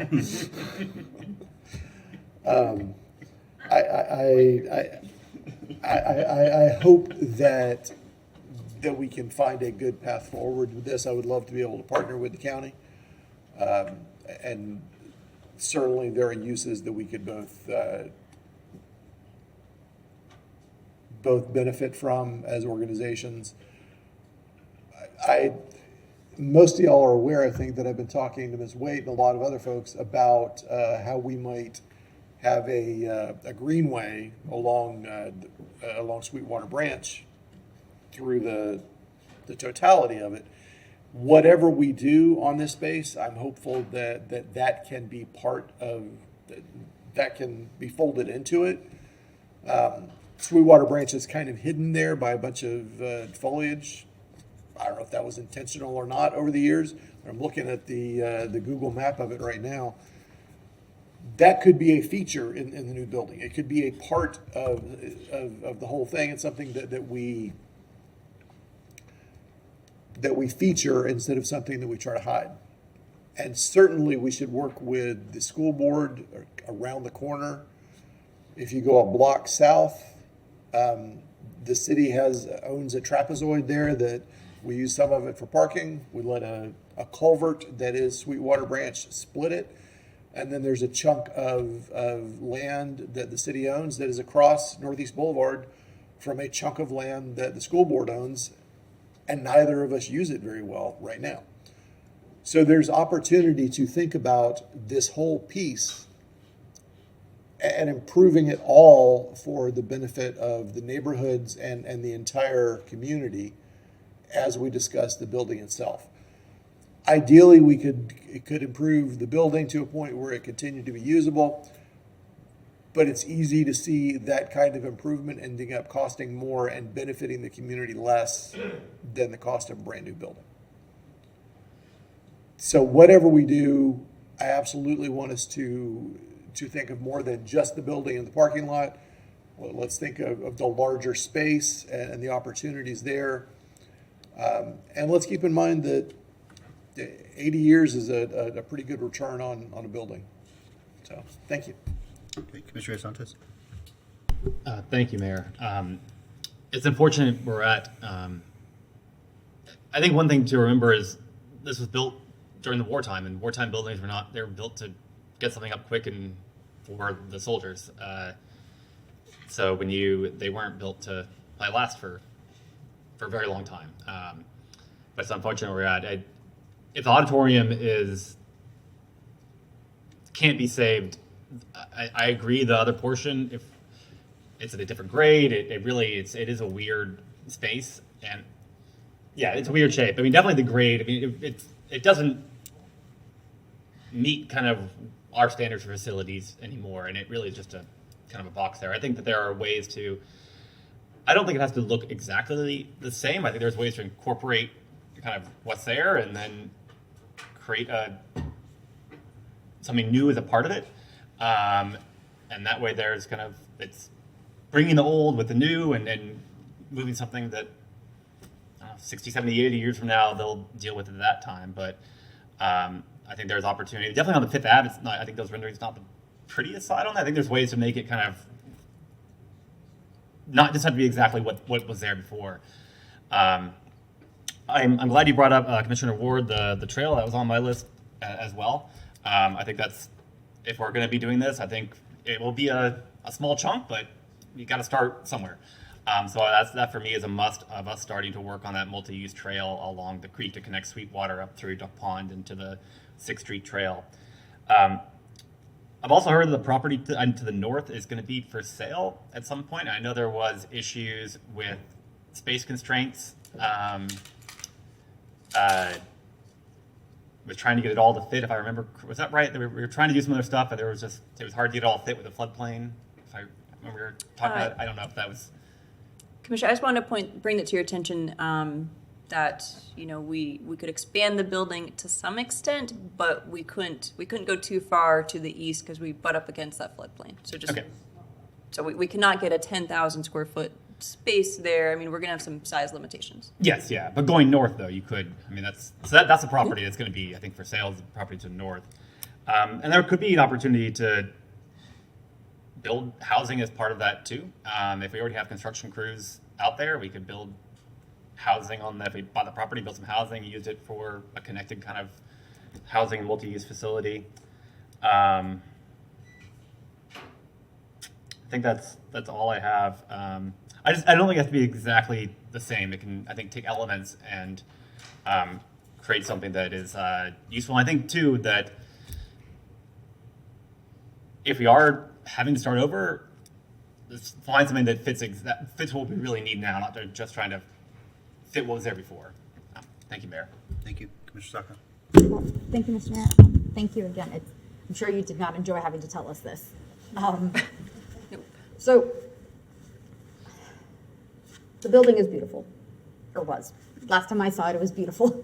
And that last time, though, I was trying to help an elderly woman up and down the steps to get to the bathroom, at least a handful of times throughout, because it was very narrow, the railing, I don't even remember if there was, it was just very inconvenient and not safe for a large population of our neighbors. She's run her course. She's 80. I think if the theorized design that's being proposed is only going to cost $3 million, and we have budgeted roughly $2 million, and the county could give us up to 1.5, I don't think that's the worst position in the world to be in. If that was money we were going to use to renovate, it is a sort of renovation, a full one. Mm-hmm. So I'm not so concerned about the cost element, because it seems, you all prepared pretty well on that front. I want, as far as what the building can do, I want a multi-purpose space that can serve for events, serve for weddings, be something nice, similar to the Thomas Center is, where it's more economical than some of our other venues for engagement. And I think that's something we had heard before through GCRA. Folks want somewhere that they could host, a birthday, they could do something. And I want that for our community. We're a church play, something, that is of value to the community. I want us to see how to make the absolute best use of that footprint, balancing it with, I don't want to kitchen sink it. I'm really hesitant of kitchen sinking because we'll never finish. It'll go over budget and we'll never finish, and we'll try to put 7 people here plus another 4 soon, their opinions of what it should look like and what it should do. And unicorns don't exist, and it would definitely cost more than $3 million. So I want it to be the best of what we are losing. I want it to be the best replacement for what we are losing. And if there is space to build on more than just a multi-purpose room, a stage, all of that, those components, I'm all for it. I will strongly hesitate to exceeding more than that for additions that are not necessarily part of the purpose of the building. I want us to have a clear defined purpose of what this would be, and if that is to be multi-purpose venue, community space, let's make the best one of those. I hesitate on, and it could be this, and it could be that, and we could do that. That is where my kind of line would draw.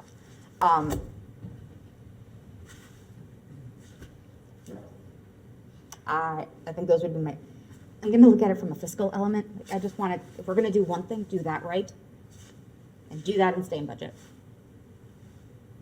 Because we have enough things going on where I'm sure if we had infinite money and infinite time and infinite resources, we can make paradise on that tiny strip, but we don't. So I want us to make sure that we are focusing our resources and our staff time on replacing this to an excellent level. That's it. Thank you, Mr. Mayor. Okay, thank you. Thank you, Ms. Wade. Clearly, this facility's gone from an amenity to a liability. We've got to do something, and we've got to do it very soon. We're putting ourselves at risk by delaying any further. I love the nostalgia of this building. I don't never have loved the functionality of it. And frankly, my favorite part of the whole building is the restroom. It's got a really cool, old, unique restroom, and that's not a reason to save a building. I'm not kidding. So, if we, and it's clear that we do need to take down the auditorium, which is the only functional part of the building, we need to do the whole thing. The appropriate steps forward to me would be we've got to go out and work on the design. We can't do anything until we get a design approved. And on your timeline, I think at the next Historic Preservation Board meeting, this needs to be on the agenda, and we need to get their feedback. I think in whatever request we put out, as long as we are very clear that whatever design recommendations come back, they fit with the historical nature of the surrounding environment. And then I think we'll get a really high quality design, and it will fit. So that's what we need to do right now.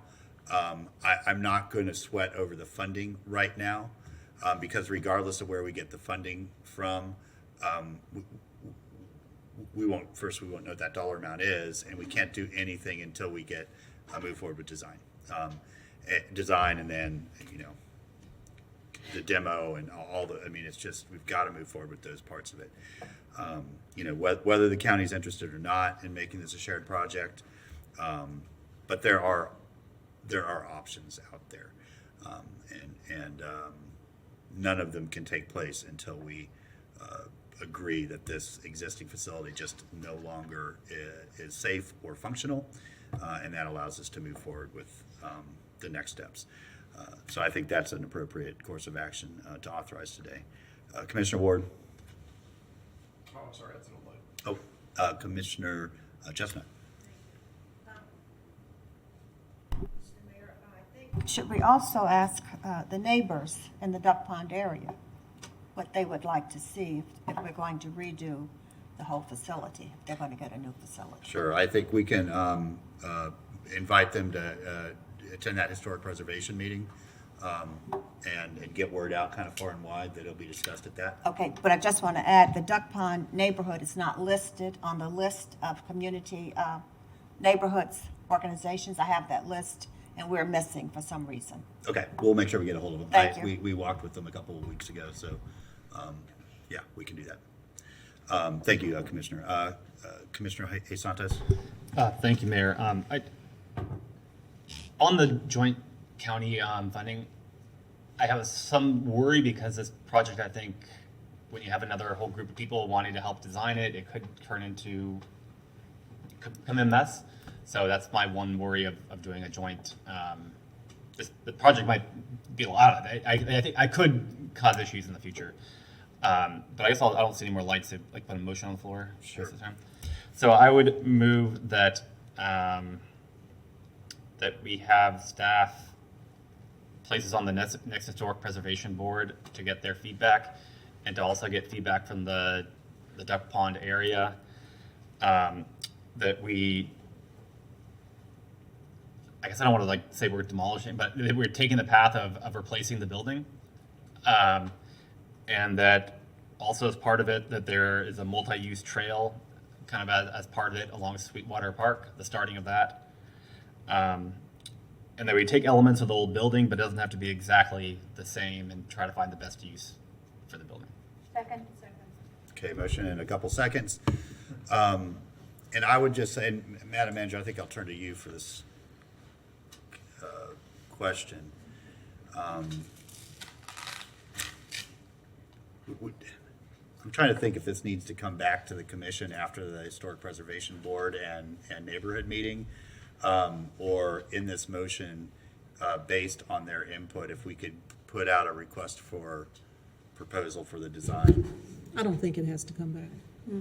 Mr. Mayor, we have a company who had been doing, we got up to 60% construction drawings for the renovation plan. Our thought was, since they have all the institutional knowledge, we would work with that design team, who we did contract with under an RFQ.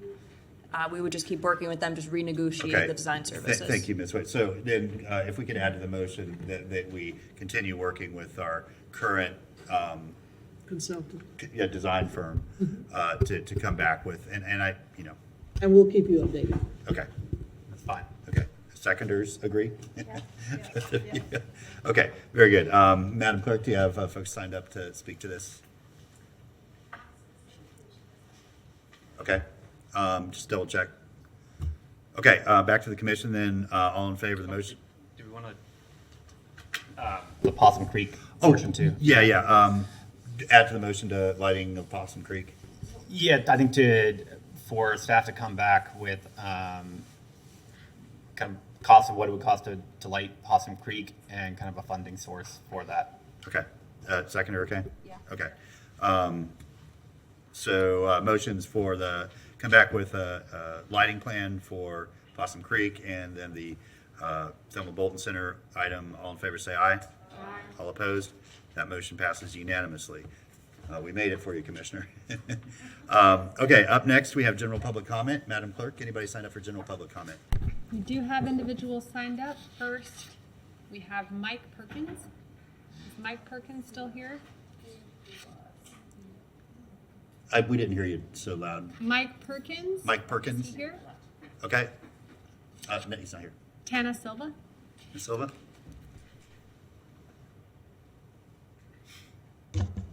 Hi.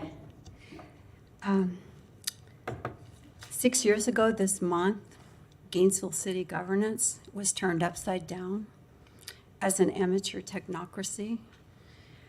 And the commission immediately and increasingly became isolated from the robust public participation that brought about good growth management and environmental protection, as well as tree city designation and social justice and cultural amenities, strong housing programs, and lots more. And also having elected city officials concerned with responsible use of city resources and assets for the most part. Now the city government is really top down.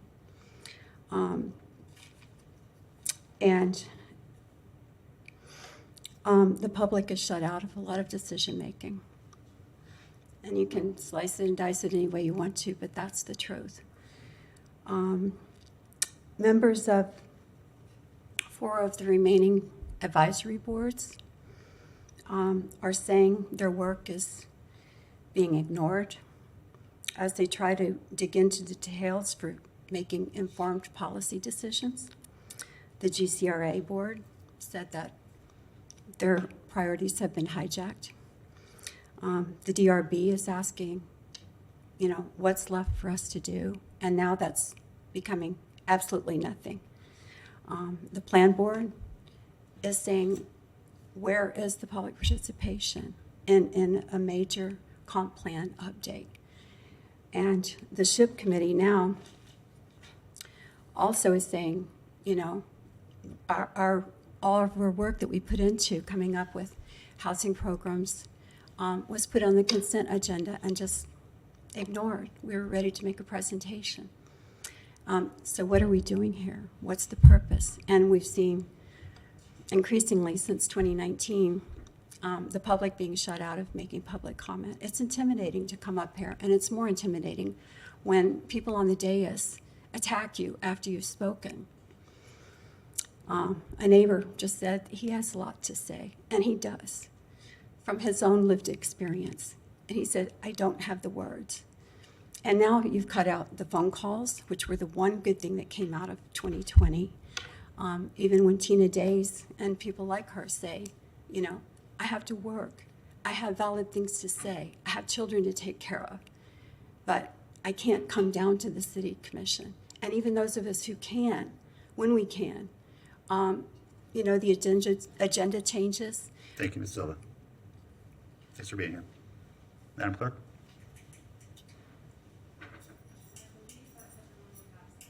Okay, thank you. Then we'll move to member comment. Commissioner Ward? Thank you, Mr. Mayor. I wanted to make just a brief comment and plant an idea seed. Many of us had the opportunity to join folks from across the community at the opening, the ribbon cutting of the of the Blunt Center for Santa Fe College last week, and it's beautiful. It is absolutely thrilling to think what that can mean for our community, for Central Gainesville. But I want to make sure that we as a city are prepared for some of the things that brings. I'm a little concerned about parking. I think that we had better be prepared for folks calling to say there's a student parked in front of my house. There's a student parked in front of my house. There's a student parked in front of my house. There's going to be a lot of that. And I have had folks who work at Santa Fe contact me to say, I'm a little concerned about where I'm going to park when I come to work at Santa Fe. Maybe the solutions are a more robust transit plan there and on those blocks. I'm not aware of extensive discussions about parking or about transportation in general with Santa Fe. Maybe those have happened, and if so, that's fine. But it absolutely is something we need to consider, because that wonderful building is meant to have a lot of people coming in and out of it. And that's good. That is a tremendous thing for the community. But I don't want us to be surprised by transportation issues that come from that. I don't want to run from those issues. I want us to meet them face forward. But let's not be surprised when they happen. So just putting it out there for thought. Thank you. Thank you. Commissioner Aitz.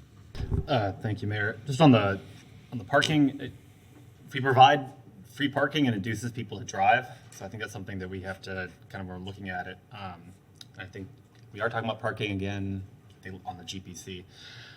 Just for Ms. Silva, if she's home, we are talking, I know she's talked about subcommittees a lot. We are talking about those on May 26th.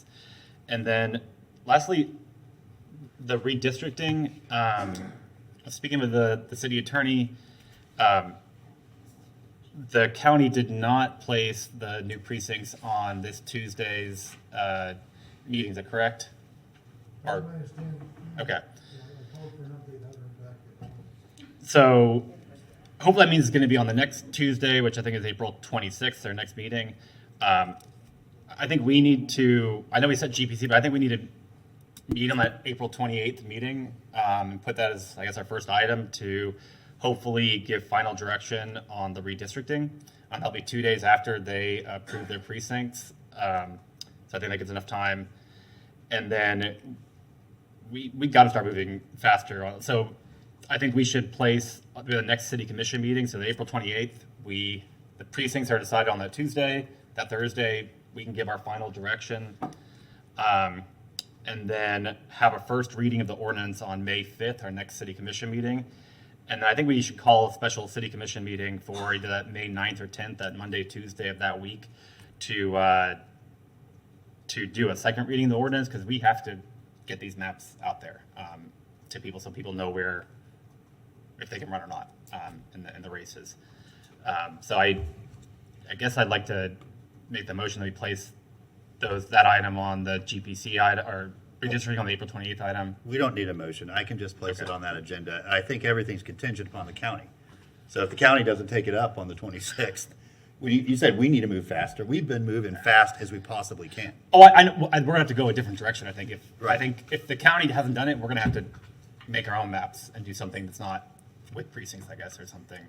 Well, okay, we'll wait. We'll put a placeholder on that agenda, and hopefully the county takes that up, and then at that meeting we can figure out next steps after we, So we're gonna have to, because I think it takes 10 days for we're gonna have to place the May 5th as the first reading. We can always continue it, but the 28th will be too late to give direction at that. Well, the attorney's office has instructions to have the ordinance already drafted and placed on an agenda when it's ready, so. We have a shell Right. ready to go to plug in the precincts and what other alterations you might require for it. The one concern I have, based on what we were sort of thumbnailing just earlier, was we're going to have to, I think our publishing deadline is April 19th, so the ad could appear no later than the 25th to get 10 days before the Well, you just May put it on the 5th meeting. Yeah, just put it on the agenda, and I agree, but I think for that ordinance to, we'll deal with it when the time comes, I guess. We'll get there as expeditiously as possible. But what I'm concerned about is that ordinance, if we're advertising on the 25th, at that point, it should be available in the clerk's office for inspection or review. But hopefully we'll have some more firm information around that time.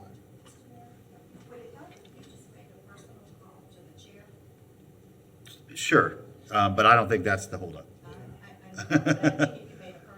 Yeah, I'd be happy to. I think I'm hopeful it's getting there. Okay, I'd be happy to. And we've done all the steps we can Yeah. up to spring into action. Okay. We'll put it on the 28th. The attorney's office will be ready to insert whatever he needs to insert. And then once the county takes action, we can move forward. And that timeline's fine, but I kind of want to wait to schedule a special meeting until we know that we take it up at the May 5th meeting. I guess, do we have to advertise the second hearing as well in advance, or? No, We don't. yeah, we need 10 days before the first reading. Okay. And I think we'll be right in place. Okay, thank you, Mayor. Thank you. Commissioner Sacco? Thanks, Mr. Mayor. I had a question for Mr. Folsom, but I don't know if he went back to his building or if he's somewhere in there. But the premise is generally, I received an update on Ginny, and I think there was some communication, probably my fault for not being explicit enough. But I do remember that as part of our motion, there was a 6-month update. My understanding is staff might have, it wasn't included?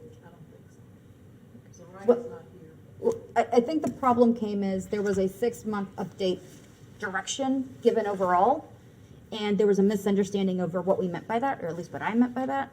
My intention was 6 months after the program is initiated, we would receive update of how it's going. I believe staff's understanding was in 6 months, tell us how you're planning, and then we'll eventually implement.